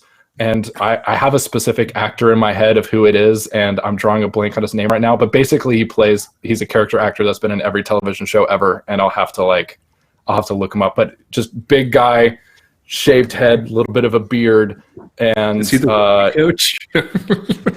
maybe he volunteers as like maybe he's like a volunteer like lineman coach for like rugby or football or something, but he's a big beefy guy, maybe like ex-military and like was a medic and got a school nursing job because that was what was available to him. And but he's the nurse goes into like full like I'm gonna be a hero today mode. And you can see him grab his like first aid bag that he's got with him and start just sprinting the 120 yards down to the shoreline. And it seems like you might have your opportunity. Riley's like, "You guys go, be a hero, save Spud, you got it." While I go raid those duffel bags. Hello. Yeah. So you grab a few, and Nat, I have a question for you. Is Nat the type of person that would have like maybe a monogram, maybe just her initials on her school bag? Or has she had the same school bag forever? Yeah, Honestly, is there anything probably necessarily has defining about it? She probably has had the same school bag ever, but again, she does have that like gallon-sized thermos of coffee that she carries everywhere, so that's probably like right next to her bag. So you could probably assume that is her bag. Yeah, I would say, Riley, that you spend just a couple seconds digging and you're able to kind of spot what you are pretty sure is Nat's duffel bag. And you're on a big pile of it. Oh, hello, Nat. Let me see what you got in here. And he opens it up and he starts digging through. Just mindlessly digging. Okay, so tennis rackets in there. Yeah. While you're looking, the actor I imagined who would be like playing the nurse is the actor Will Sasso. I think he's Will Sasso. Oh, okay. Yeah. That's who I'm imagining is playing the male nurse. TV. Oh, yes, Oh, I see. yes. Okay. Yes. Yeah. Oh, yeah. Like I could totally see him being like, he could be like a volunteer coach for as many sports teams as he could be, but he's not actually good at any of them. Sports. He's just a sports guy. Sports ball. All right. So what would Riley be kind of like finding in your duffel bag, Nat? She brought her tennis racket in case Yeah, that got it. came up as a possibility. She's got her change of clothes in there and probably also a second change of clothes just in case.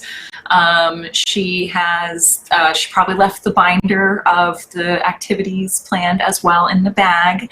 She has her planner, her very, very worn through, very meticulous planner.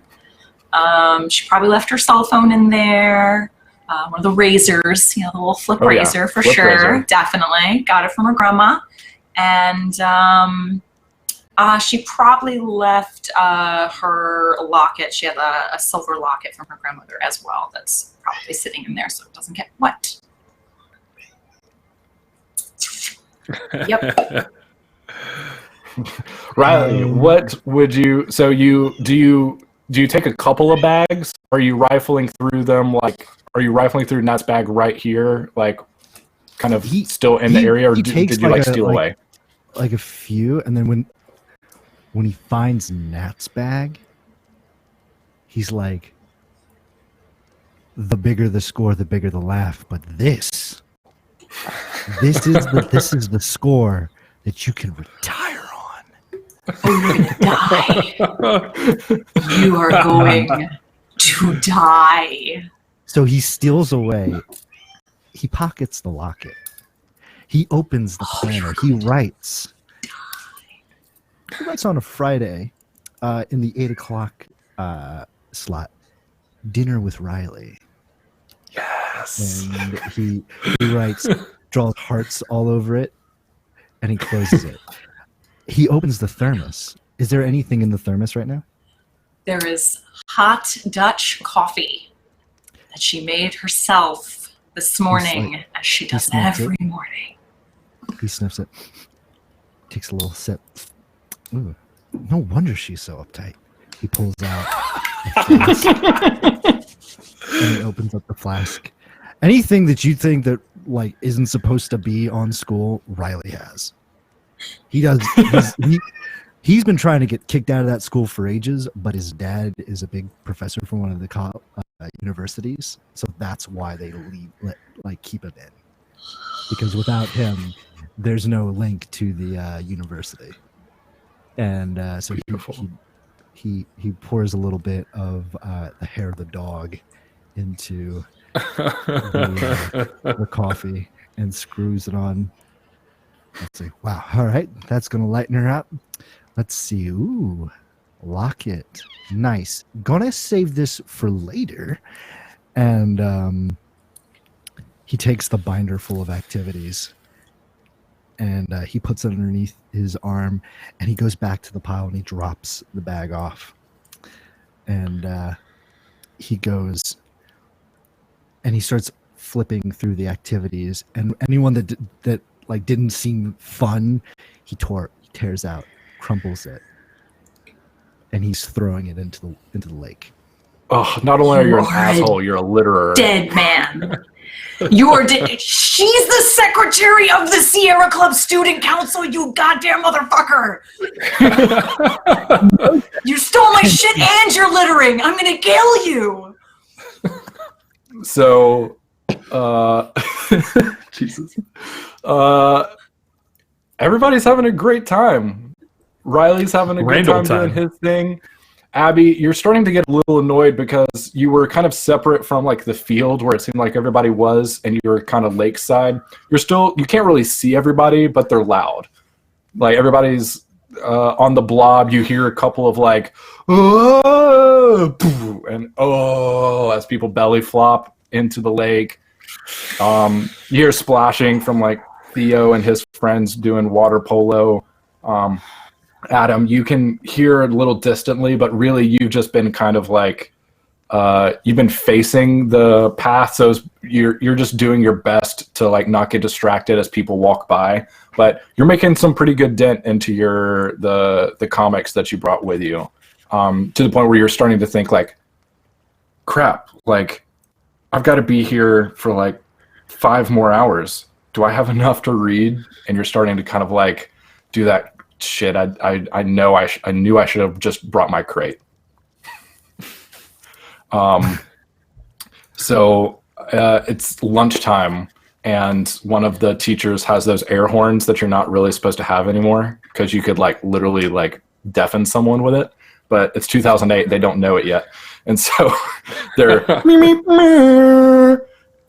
and the administrators start like lunchtime. Some of the teachers and probably some of the freshmen and sophomore student council members were roped in. They had to get out of the lake early in order to prep, like get all the sandwiches out for lunch and to like divvy up all the food and stuff like that. And so everybody starts kind of coming back into the picnic area to grab food, and then people are going off and, you know, sitting in the field or going out to some of the other picnic spots that were like closer to the lake. But everybody's at least at some point probably going to swing through to grab food.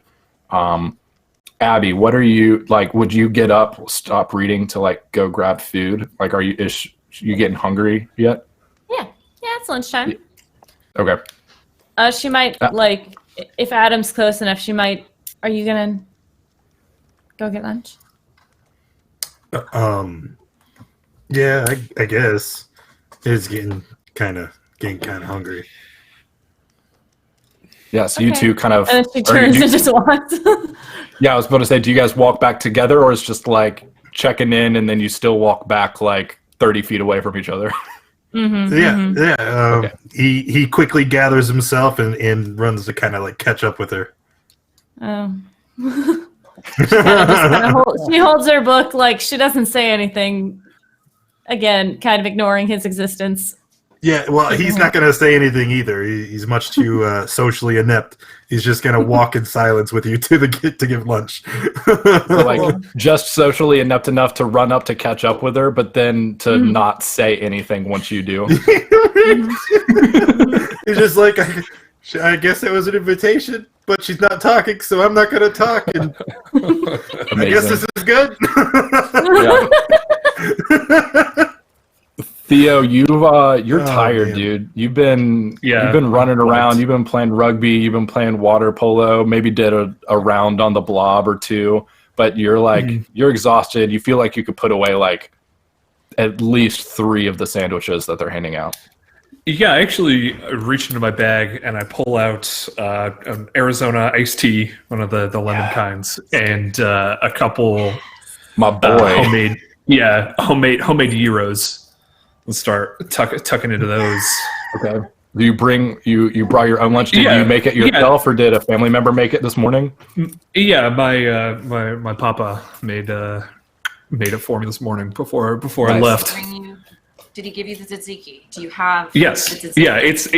It's in like a little plastic container and it's wrapped up in foil.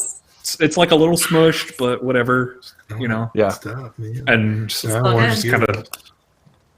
Yeah, and right. I just kind of like lay in the sand and just hang out. Okay, so you don't even, because you've got your lunch with you, so you don't even go back up to the main area to like grab stuff, or you just kind of like you had your bag, so you're parking it on the beach. Oh yeah, beautiful. Nat, you get up and you're wet from the lake, and you're pretty tired too, so you want to grab the one of the 2 towels that you brought with you, and you left kind of with your stuff. Cool. So I'll go in and get dried off and probably grab my coffee to get a nice cup of that too. Yeah, I was gonna have you. Would you be interested in rolling to see if you notice kind of like anything off about your bag? Yeah, I was gonna have you roll. This is going to be a fair difficulty, so you need to meet at least a +2 on a notice roll. On a notice? Okay. Let's give it a shot. Why not? Yeah, see what happens. Okay. So that's a 1, and I do have a +1 to my notice, so that's a +2. Okay, so all I'll say is that where's your binder?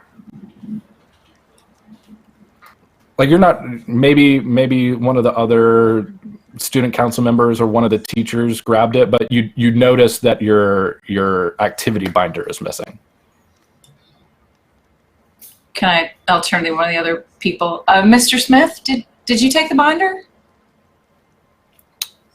No, Miss Jansen, I did not take your binder. All right, never mind.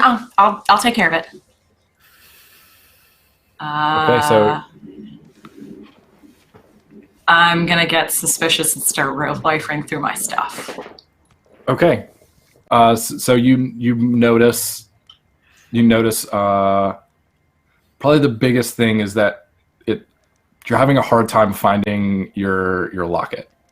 You put it away for safety because you were going swimming and you knew that it would come off and you really didn't want to lose it. It's really important to you.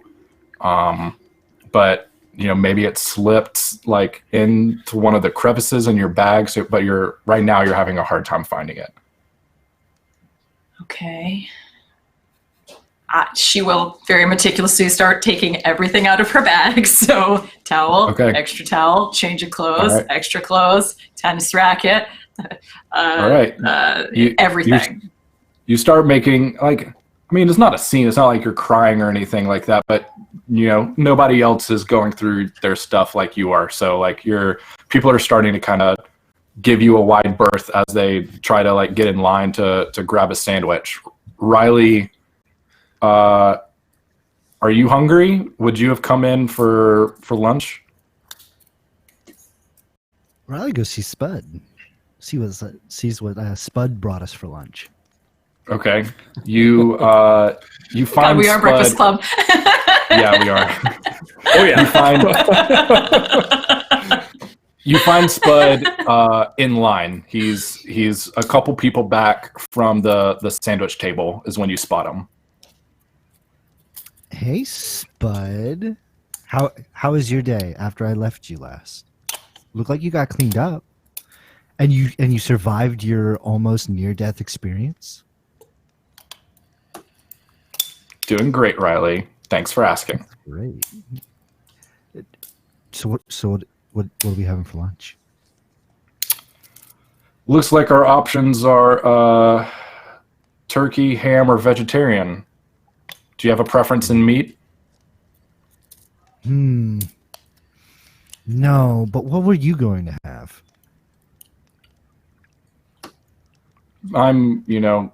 Me and my family are all vegetarian, so I was going to grab the vegetarian sandwich.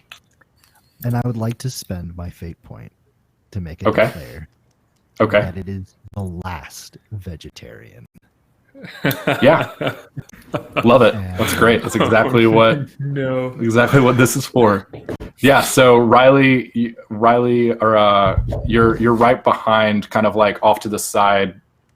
Not really in line because you weren't going to get in line. You were just going to walk up and grab whatever you wanted. But there's a moment where you look and see Dylan going for the last vegetarian sandwich. Oh man, black beans and rice, that's my favorite. And he grabs it. Okay. And Dylan's going to kind of look at you and goes, Riley, are you a vegetarian? I am.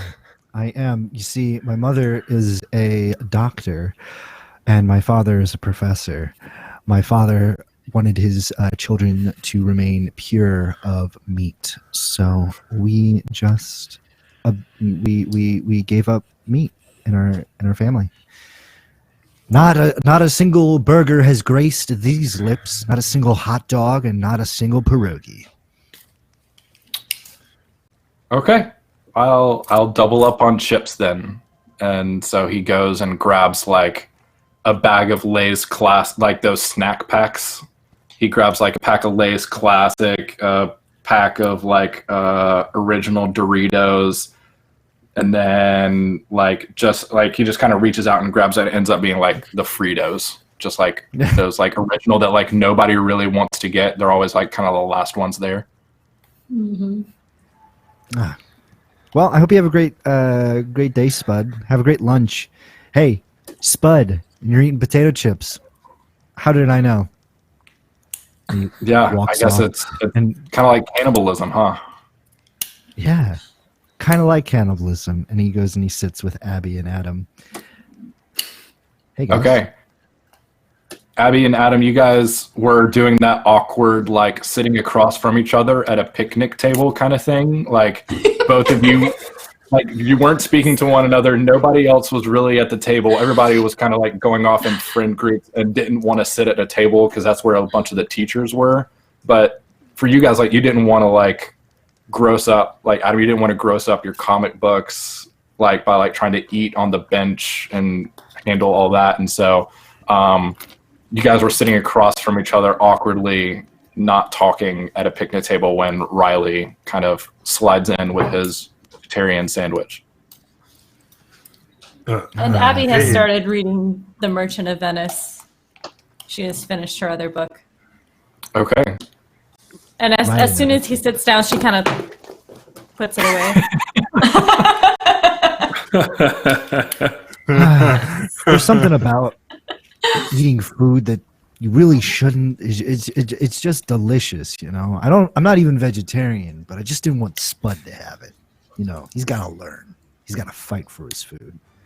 This is the concrete jungle, and I am a fucking lion. And like, but we go to a private school, dude.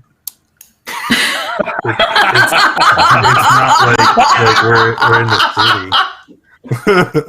he like stops mid-bite. Yeah, but no matter what school you go to, there is an ecosystem. There is a hierarchy, right? We got to teach the kids that they cannot rebel against our authority. They can rebel against the authority of the teachers, but my authority, that's the rule of law around here. Sure, man. It's whatever you say. Oh shit! You're reading what comic is he reading now, Adam? None. He put them away because he's eating. Remember? Oh, okay. Oh, right. They're hidden in his bag. Okay. So what are you eating there, Jones? Not anything good. It's this shitty ham sandwich they had. He kind of throws it on the table, like done with it. You know what? That Nat, she's so uptight. And she's like, has anyone else noticed that she's like wound too tight? Like at any moment, she's just going to just pop and explode. You know, she's going to fly off the handle one day. She is going to be one of those postal workers that literally go postal. Yeah, I don't know. I guess she does a lot. Maybe she's just too busy. Doesn't know how to relax or something. Yeah, she needs to. You know what? We need to invite her to a party. Oh, you do that. I'm sure it'll go over very well. Come on, Joan. Don't you want to join in on the party? I didn't say I wouldn't come, man. I'm just saying I would love to see you invite Nat to a party. Adam, I do want to point out that I think Adam would know what the smell of weed smells like. So Adam, Adam, you immediately realize that Riley probably has been smoking this morning. Abby, I have a feeling you have no idea what weed smells like. She Maybe? probably does if she goes to a school, yeah. I think Not that she's ever partaken, but she knows the smell. Yeah, you maybe question like, did that, like, you question yourself, like, you think that, like, maybe you smell weed, but, like, it's, you know, it's been a while, so maybe you don't really smells remember. like a skunk. Yeah. So Yeah, that yeah. knowledge would definitely inform my decision when I say I think it would be hilarious to see him invite her to a party because she's not going to have any of that shit. I mean, she already is on a date with me. It's in her planner. Right there. No, Friday, it 8 is o'clock. not. Yeah, no, Bullshit. I literally, I saw it. I swear to whatever God you believe in. Okay, that's the whole other thing. But if you can prove that shit, then I would. And he starts reaching. He's like, I got $5. I got $5 that you do not have a date with Nat. And he pulls out Nat's grandma's locket and holds it. If I didn't see her planner, how do I have her grandma's locket? I don't know, Riley. You probably stole it. Isn't that what you usually do? Yeah, that's usual Riley. Can't get kicked out of the school for anything. Every time he looks over, notices that Abby is holding up a finger. No, that's me. At this point, Abby would have. I really wanted that to be Abby. I really did too now. Three people just got away. Excuse me. No, Abby at this point is just going to pick up her bowl and walk away with her back. She's just going to leave this situation. Okay. And then as Yeah. soon as Abby leaves, Riley leans in. Ooh. So you and Abby, right? Yo, that is no. awesome. No, She's dude, a bookworm. You're a bookworm. Come on, man. You shouldn't say that, man. That's not true. We were just sitting here. Yeah, but you guys were having a moment. I saw it. And trust me, A I know moment? moments. I disrupt moments. How do you Moments know there was are a my moment? forte. I can create a Like- moment right. Look. You know what? I can make Nat mad and not even. She doesn't even know why. And You can make everybody mad without them knowing why. That doesn't mean anything. But how do you know there was there wasn't a moment? Was there a moment? There was a moment. There was a moment. She was reading. You were surprisingly not reading. I don't know. I can't ever pick up on this shit. Like, how do you tell? It's attention. It's like a game of tug of war with an invisible heartstring. She's pulling one end, you're pulling the other, and the tension grows and grows and grows, and then it snaps you guys together. And that, my friend, is a kiss. Dude, I don't understand anything you just said. That's talking about tension, and I think you've been hitting it a little hard today. Hard time to Theo on the beach. You are kind of by yourself, just kind of relaxing, eating a sandwich. When you're kind of just looking out on the lake, it's really pretty, lots of greenery, pretty much trees surrounding the whole lake. And across the lake, probably 500-600 yards away, but you start to see almost like a low fog start to kind of move across the lake. It looks weird. To be honest, it kind of looks like that one time you and your friends got dry ice from the Food Lion and then dropped it in the river. It kind of looks, minus the explosion that happened, but the fog, it kind of looked like that.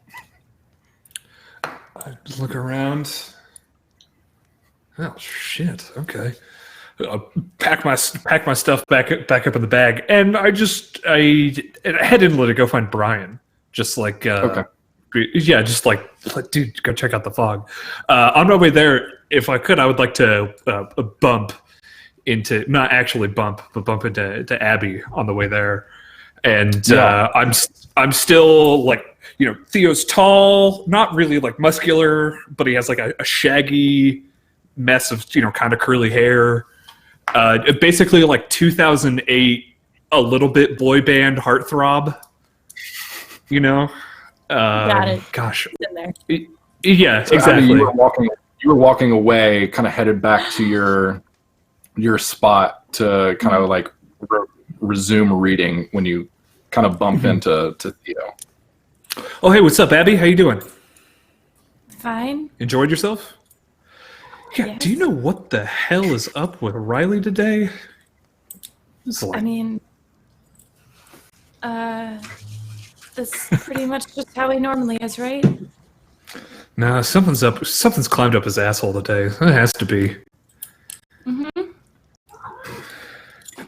Yeah, look. Did you see the lake? Some sort of weird shit's going on down there. Like some sort of fog. She's just gonna like shift her front half of her body over and look behind him. Yeah, Does it look like she's- weird fog to me? Yeah, it's kind of low hanging, but a thick fog to where like you're starting to where you can't really see like the coastline or like the beach on the other side of the lake. Is it pretty unseasonal? Yeah, I mean it's probably like mid 80s, partly cloudy, beautiful day to be outside. There would probably be more people here if it was like it being a Thursday morning and the start of the school year. So like it's pretty like it's not like your cold fog over water type situation. Yeah. Okay. And I've seen a lot of gaseous material in my studies. It does not look like water vapor to me, or it looks too thick, maybe. Yeah, even with water vapor in like the chem lab or bio lab back at school, like you normally you might be able to see through it to a certain extent, but this is pretty dense. Those molecules they're too close. That's the weirdest fog I've ever seen. Yeah, it's some weird shit. Climate change, man. And I walk on. It's very woke for a wave. I'm gonna if it's moving towards us, right? Yeah, it's kind of slow. Like it's not like a Dementor is like headed to you immediately, but it's it's there and moving, but kind of up to you. I'll probably just end up like if I see this, I'm like, well, it's weird, but it's probably just fog or something, and which means we'll probably have to go back on the buses anyways because you can't do all the activities and stuff. So I'll probably start heading back to the buses. Okay. Let's see. Adam and Riley, you were talking. I'm going to say Nat. It's right about now when you kind of look up and you see Riley having a kind of one-on-one conversation with Adam. And they're sitting kind of by themselves at a picnic table. Can I use a fate point here? Yeah. To say that when she notices the two of us talking, it's the exact moment where he's the locket. He's like, "Yeah, see, I got." Yes, you can. Justice. I will allow it. Yeah, absolutely. And I'm gonna say, let me looking at everybody's aspects. Honestly, I haven't needed to do anything because you guys have been like killing it. So yeah, I don't think I need to do anything. Yeah, Nat, you look across kind of like towards the end of the covered picnic table and you see something small and shiny and kind of dangling from Riley's hand, showing it to Adam. You fucking pothead son of a bitch. And I will go over there immediately and I will bring my tennis racket. Okay. As one of your aspects is teacher's pet. Now Yes. there's a lot of teachers around. Do you think I will grab at least 2 along the way. Yeah. Okay. Yeah, that's what I figured. So, Adam, I'm gonna say Riley's back is to the area of the tables that Nat and the teachers are coming from, and I'm gonna say that she's got Mr. Smith and Nurse Will Sasso. So I'm Adam's gonna. last name, Will Sasso. Yeah, it's just Nurse Will Sasso. Adam, I'm gonna say you are you are facing them, so you are able to kind of see the trouble incoming. And I'm gonna kind of tap Riley and be like, "Hey, now's a chance for you to win that bet. Girlfriend's coming, and she's got the teachers with her." Fucking perfect. Shit. I how far away is Spud from me? Spud, how far away would you like him to be? I want to be on like the next table, like not maybe at the next one, but like the diagonal. Yeah, I would say that, like, kind of kitty corner, there's a busier table that the freshmen are sitting at, and Spud is on one of the ends that you could kind of, if you wanted to, you could get his attention.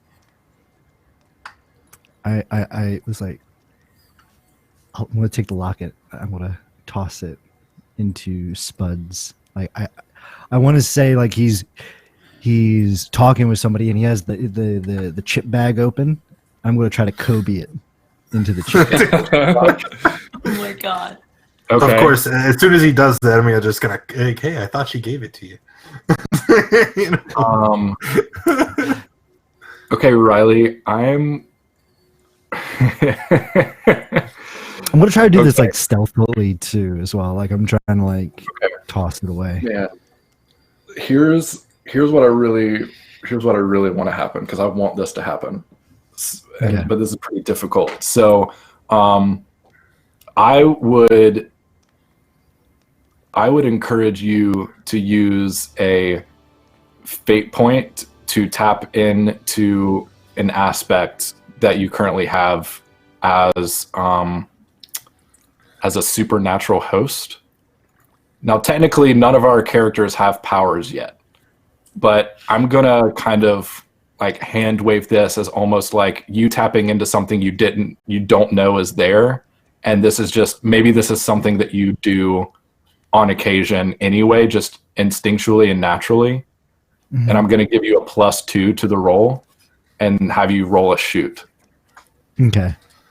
I don't. Is there another skill you think that probably fits better?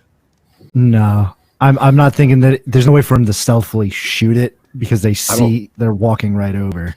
Yeah, so, I don't think you can get away with it. So +2, I would say -1. Yeah, it's a 1. A 1. Okay, I'm gonna say that like that was another like fair.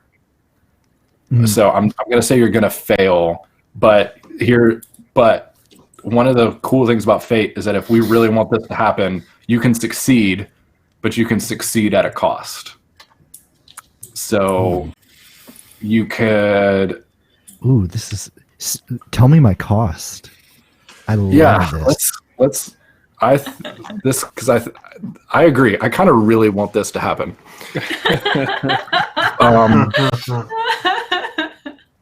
So if you fail, if you roll lower than your opposition or your just the status or like the difficulty I set, you can fail, but you can get what you want at a serious cost.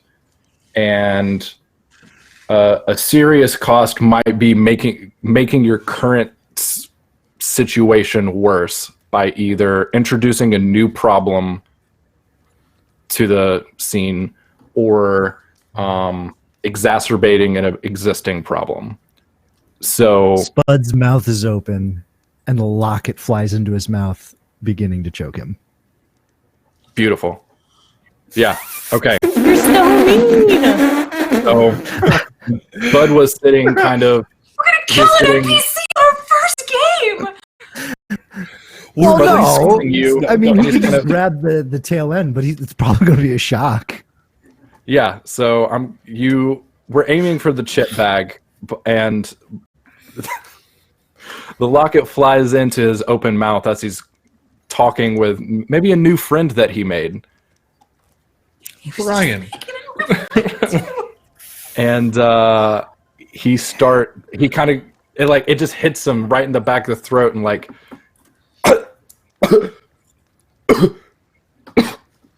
starts coughing up just as what are you thinking, man? I see those wheels turning. Does he swallow it? No. Let's no, hang I don't on. think it- Let's see, because I'm gonna have Nurse Sasso try to go and help him out. But Nat, you walk up, and at this point, you see an We see empty-handed. this fly. I would say you see Riley do something, and then you look over and you see Dylan start choking. You're not sure what happened, but something happened.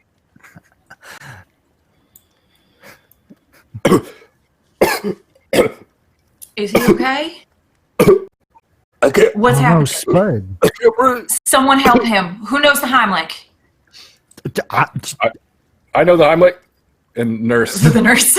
Nurse Will Break his help spine. him. Nurse Will kind of runs over and puts his huge, like ham-like arms around his chest and starts. And I'm gonna roll for Nurse Will. I'm gonna say that he's probably he's good at nurse stuff, but maybe it's been a while since maybe he was just about to have to re-up his CPR training, and so it's been a while since he performed the Heimlich. So it's a +1, and so that's just going to be a +1, which is not going to be. So he starts, and nothing's really happening, and you could see Spud start to get red in the face before he just. Oh no! What was that? And it seems like he's possibly swallowed whatever he was kind of choking on. Riley starts cracking up. He's just laughing and laughing. I'm looking on wide-eyed, mouth open, just like.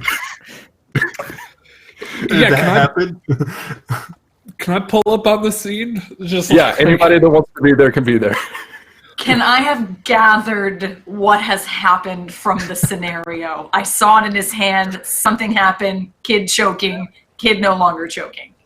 You're 80% sure that freshman guy that Riley's been harassing all day just swallowed your family locket. Well, if she's not sure, I'm going to point out the obvious. Yo, that dude's going to need to go to the hospital. And he's like, yeah, man, way to bogart that locket, dude. Damn. Yeah, I sit down next to Riley at this point, just kind of watching shit going on. So, dude, Can I spend a fate point what sort of? to use my tennis racket to literally sweep Riley off of that bench? Yeah, yeah, I would say you don't even really need to use a fate point unless you want to tap into maybe one of your aspects.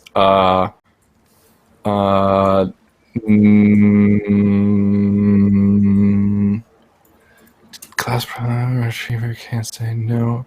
I would say you can just hit him with it. Yeah. And Totally. you know what? Okay. Riley Can I would. choose to because Speedy, he donated a crit fail, so I'm going to take that. I'm going to take Beautiful. all all 4 negatives, and she'll just automatically succeed with style. Okay. Yeah. So, Nat, you wallop Riley upside the head to the point where, Riley, you're probably going to need to mark off your probably your second stress box. Oh, damn. The For mental? damage. No, this is physical damage.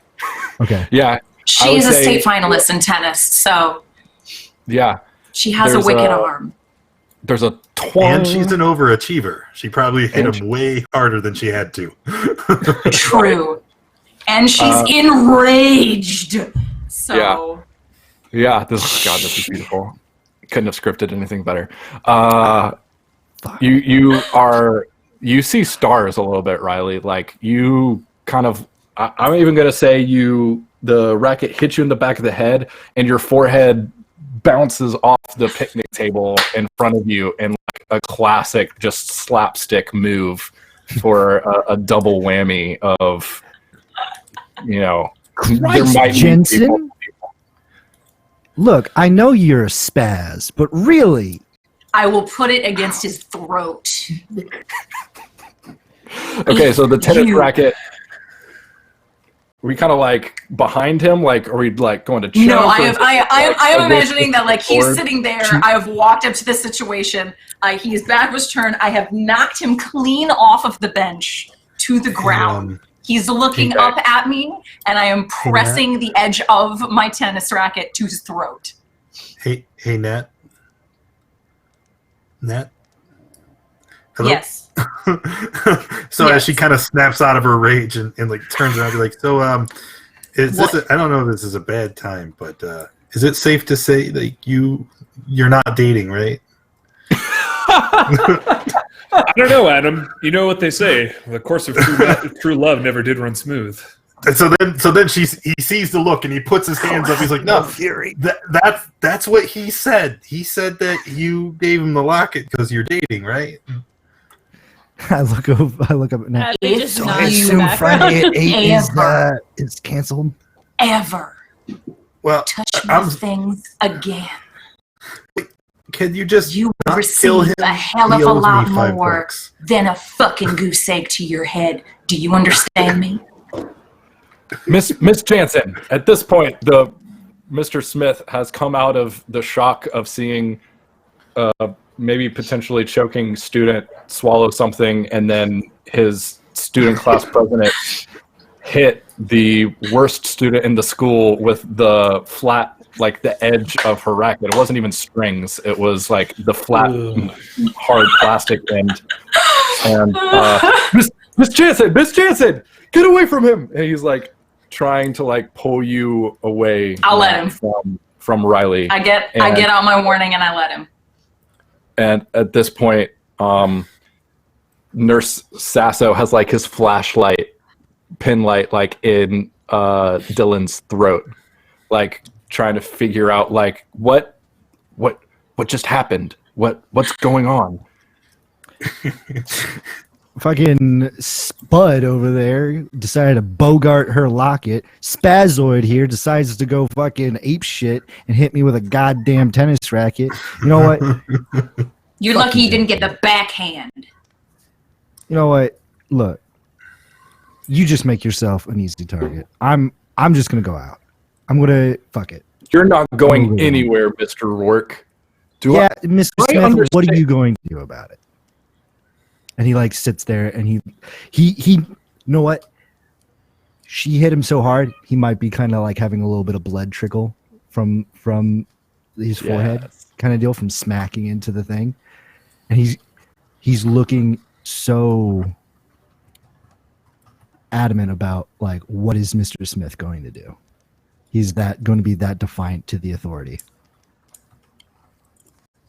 First off, we need to make sure you don't have a concussion. You are bleeding, sir. Second, we're sending you back to school. Like, this is all unacceptable. Really? Miss Jansen, can you explain? No, you know what, Miss Jansen, you go sit down over here. I think you've explained She just has the tennis racket and she's just shaking in fury. Mr. Jones, will you tell me exactly what just happened?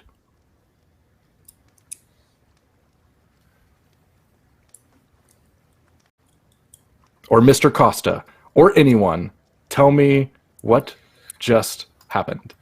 I can tell you what happened. Well, I saw Riley, up to his usual tricks, throw something, and then Nat came over here and gave him a good wallop on the back of the head. Mr. Jones, do you know what Riley threw? No, man, I didn't see it.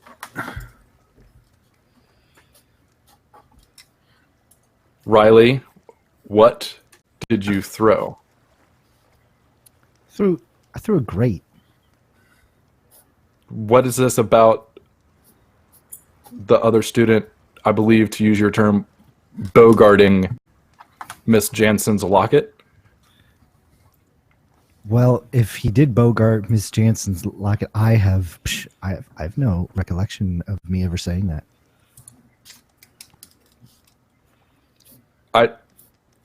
Are you high right now, Mr. Rourke? A little bit, yes. You want some? And he pulls out 2 dubs. Take the edge off. Gonna deal with that in a moment. Miss Jansen, am I understanding this correctly? I think I have enough to piece together that Mr. Rourke took something of yours and threw it, and a freshman swallowed that object? That's what I'm gathering, sir. Okay.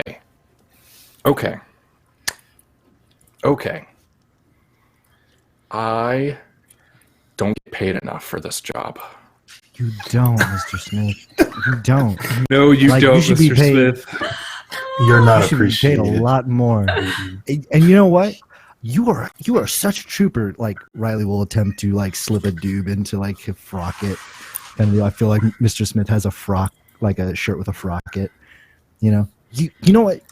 You hold on to that. You don't even have to turn that in. You know, you can turn this one in. You can hold on to that, smoke it up later. It'll be great. Take the edge off. You don't get paid nearly enough to put up with my shit. You know what? This would just be better if you guys would just expel me. He is 18, Mr. Smith, and if you'd like, I will gladly call the police. The Well- police, even better. Now hold on. We don't have to involve the police in this. This is a simple matter of a student behaving improperly, and that can be dealt with internally, and it will. Yeah, picks up- internally, like getting my locket out of that kid's gullet. And I was just kind of step forward to Natalie, not really drawing attention to herself. What was the locket made out of? What was the locket made out of, Natalie? Silver. It was my Oma's. Oh, okay. And she kind of fades back. Okay, so Nurse Will, is there any way of getting whatever that young man just swallowed out? It's called the 2-finger tap to the uvula. Go take him I- into the bathroom. I've got some I think medicine he could that'll pass make it naturally. Oh my god. I mean, Mr. given Jones enough isn't Shitty, wrong. shitty locket. Mr. Jones isn't wrong. We kind of have 2 options. Probably going to be up to the parents, but I have some medicine back at school that would make him puke it up, but kind of depends on how quickly we get back to the school and, you know, Didn't you say we has had to be move here for around. like 5 more hours? I thought that's what you said when it was lunchtime. We said 5 Yeah. hours here. Yeah, you guys are like booked the park till 5. So we have a couple options. I don't think it's going to be dangerous. I mean, it seemed pretty. Was it a small locket, Nat? About yay big. I would hate for it to like puncture an intestine or something like that. So unfortunately, Mr. Smith, I have a feeling that we're probably going to have to take this young man to the emergency room. And Abby, Oh my god. this time Abby is going to raise her hand. Okay, Abby raises her hand. We can make him throw up with salt and water if we do it right. It takes a little while, but it works. have to Shit, ride this son. fine line between don't want to get in trouble with this. What's your last name here? Smothers. Mr. Smith even kind of like starts to say it, but kind of like has to stifle a chuckle. I look over Mr. Smith. See, that's what I'm saying. Kid's already doomed. I don't want to torture the poor kid. I mean, It was prophetic. We knew he was going to run out of oxygen at some point today. I Depending don't. Depending on when the metal was made, it could be silver lined and it could be made out of a different material that could cause him internal damage. Okay. God. All right. Will, I'm leveling this up to a. This is an emergency situation now. So whatever we need to do to get this young man to puke that locket up, we need to make sure he doesn't get metal poisoning, and then we can take him to the urgent care or ER afterwards. Okay. Riley Perfect. pulls out his I flask. think I got some Jameson here. We can just. Mr. Smith goes to grab it.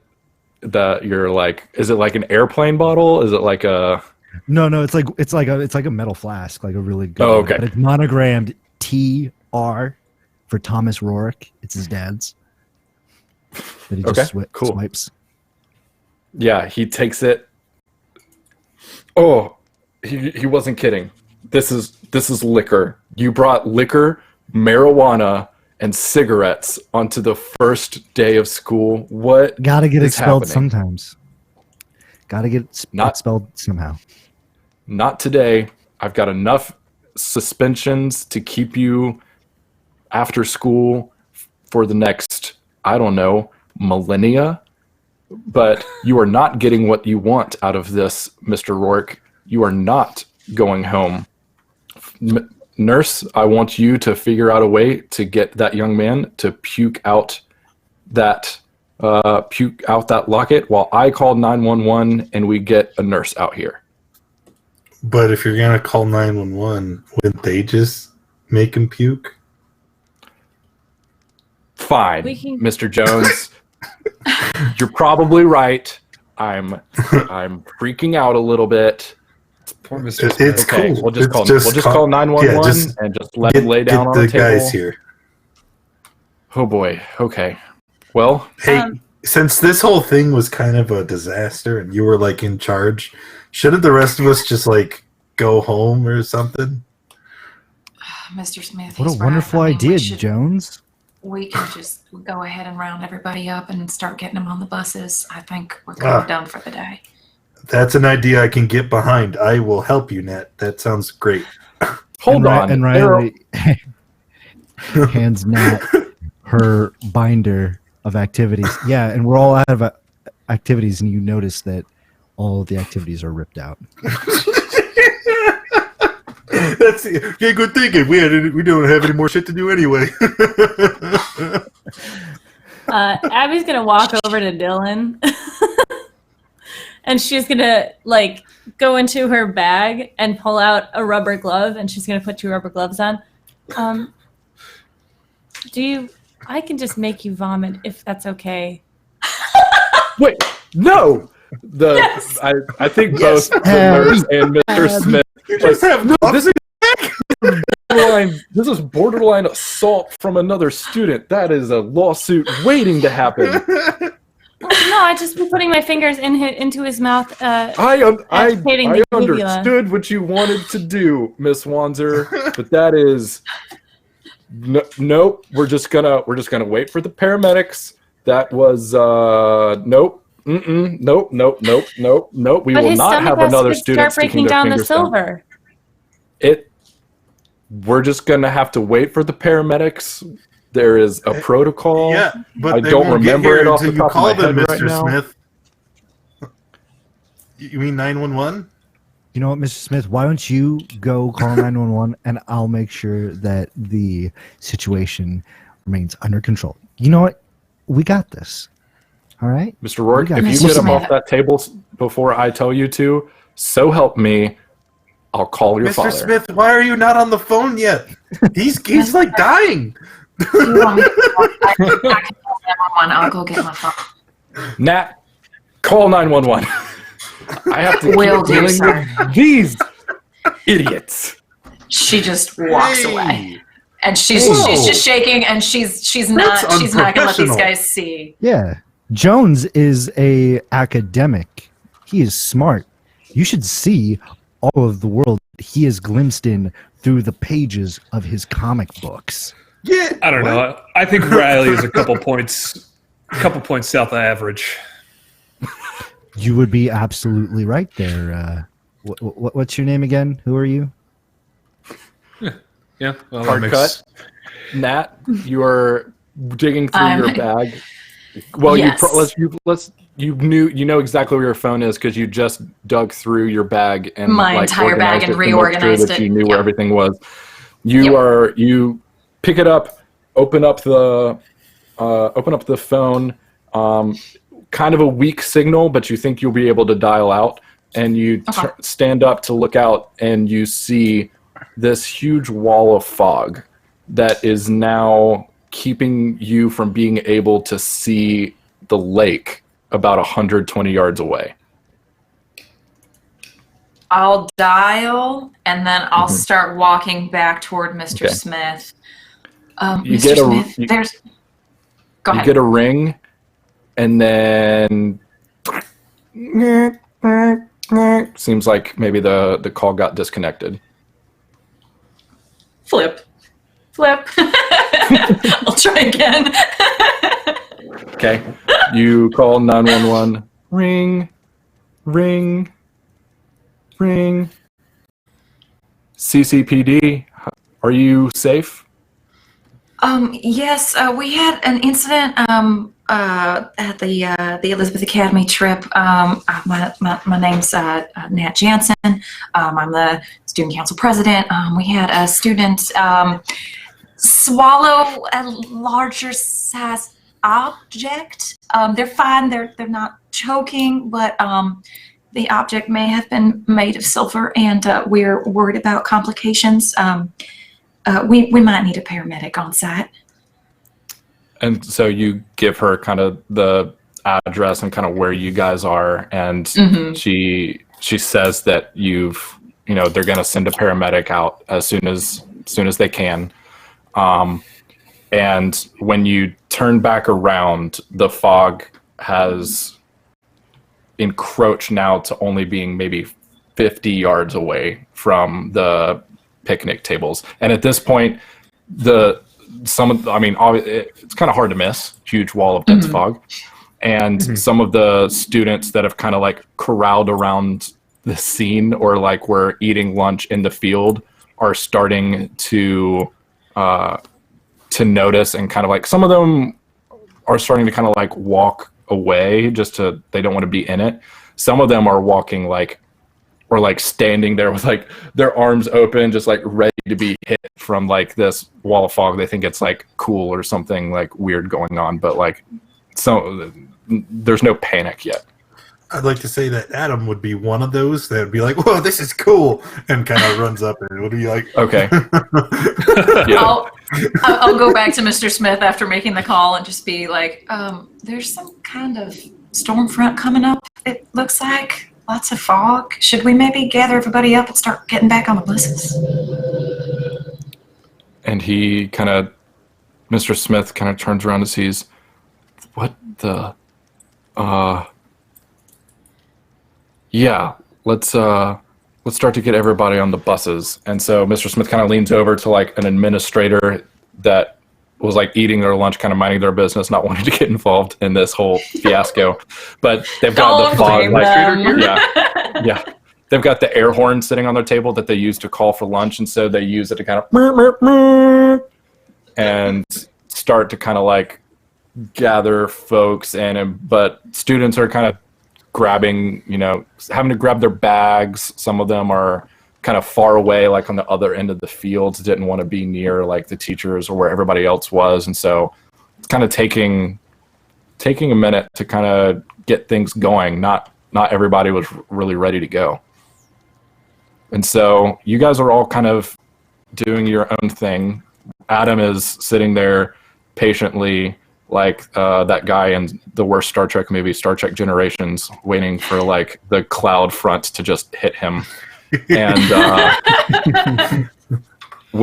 and the fog kind of moves through, and you kind of takes you a moment, and you kind of look around, and like you have zero visibility. You can't see your own hand in front of your face. Riley, there's a decent chance that you're not sure what's going on, because you maybe have a mild concussion and you're a little high. More than mild. And so you're like, what is, like, he pulls out another one. And you all kind of take, I mean, you're able to breathe. And then after a couple of breaths, pass that shit my way, Riley. Jesus. All you can see, you can't see his hand. All you can see is the tiny red little like embers on the end of the joint. Like all you can see is they kind of like hunt around and grab it and take a hit. And what the fuck is this, dude? Theo, at the same time that the smoke hits your lungs, okay, there we go. Your smoke hits your lungs. You feel the quickest head rush you've ever felt, and you're like, "That was fast. What was that?" And then all of you, your vision goes black. You are only partially conscious. Adam, you are literally like clumped on the ground, on the grass where you were standing. Riley, Theo, you are like bent over the table. Nat, Abby, you are on the concrete underneath the covered picnic tables, and you're just like, you're crumpled together. Nat, you start to feel a bit of a change. You start to kind of have these visions where you are reading and feeling a lot of other people's emotions. Like you feel like a swarm of anxiety and a swarm of fear and a swarm of confusion. And you almost see them like strands in your mind's eye where you could pick one out and play with it, and you could manipulate it and move it around, and you just feel very in control. You feel like you could reach out and you could touch someone on the shoulder and immediately know exactly what they wanted from you, and you would know exactly what would get them to do exactly what you would want them to do. Theo, you feel very, the head rush comes over you and you kind of fall limp up against the table, and all of a sudden you feel a strength that you haven't felt ever really before. You feel powerful. And all of a sudden you open up your eyes and you feel like you're walking on a cloud. You feel like there's a sun that's kind of beating down on you, but you look up and there is no sun to really see. And so you look around, but you feel like there's just this ever-present warmth and light, and your hands feel heavy, and you look down and you're carrying what looks to be like a long copper sword. And attached to your arm, you've got your arm kind of like through a couple of leather handles. And attached to your right arm, you've got a copper shield. And it's got a couple of symbols on it that you don't recognize, but at the same time you feel comfortable with. It's almost like they jumble together and seem to make sense. And you see a word spelled out, ATH, E and A. Riley, you were feeling pretty good beforehand. And all of a sudden you start to feel gross. Like you have always had a kind of corrupting ability on people where you could, kind of like what you said, where you ruin moments. Mm-hmm. You all of a sudden feel like that feeling that you get when you're ruining someone's moment, like you were earlier today with some of the young couples like making out on a tree or something like that. You feel that kind of dark kind of anger kind of wash over you and you start to feel really, really gross. And you start to see, beginning at your fingertips and moving up your arm, you see almost like this dark purple, almost black material start to kind of overwhelm your body. And you feel,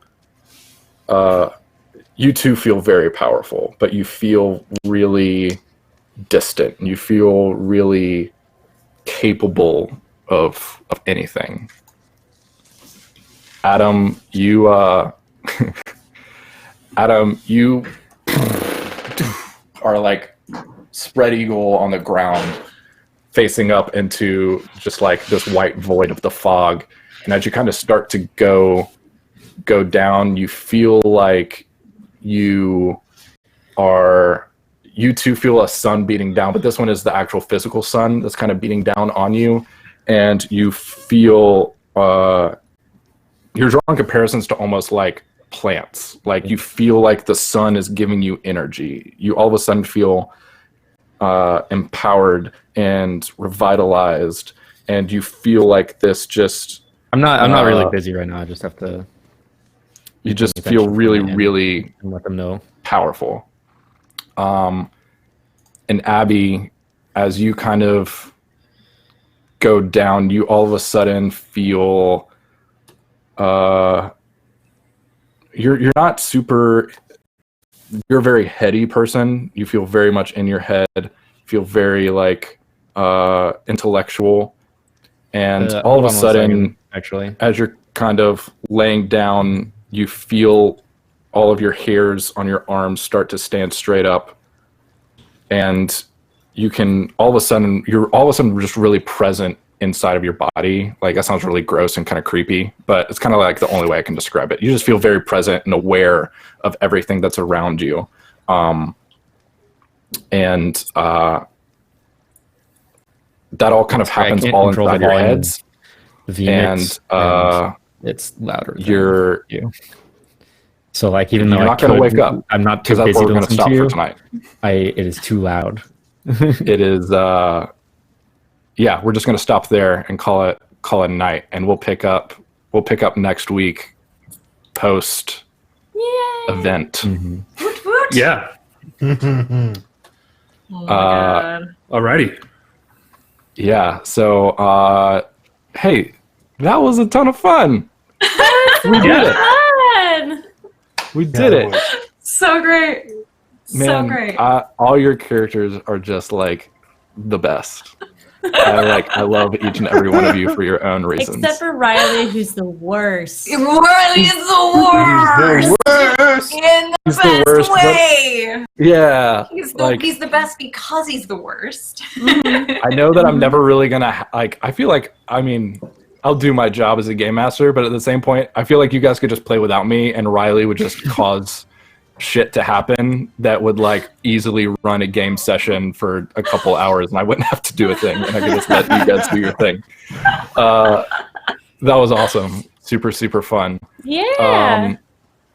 So we'll be back next week, same time, same place, same channel, Sunday 5 p.m. We're gonna see what happens with our young students when they wake up from this weird dream that they've all had, and see what happens when, I don't know, like 800 high school students end up being in some kind of weird fog that maybe gives people superpowers. I don't know. Hey. Surely nothing could go wrong. I think he is just into LARPing.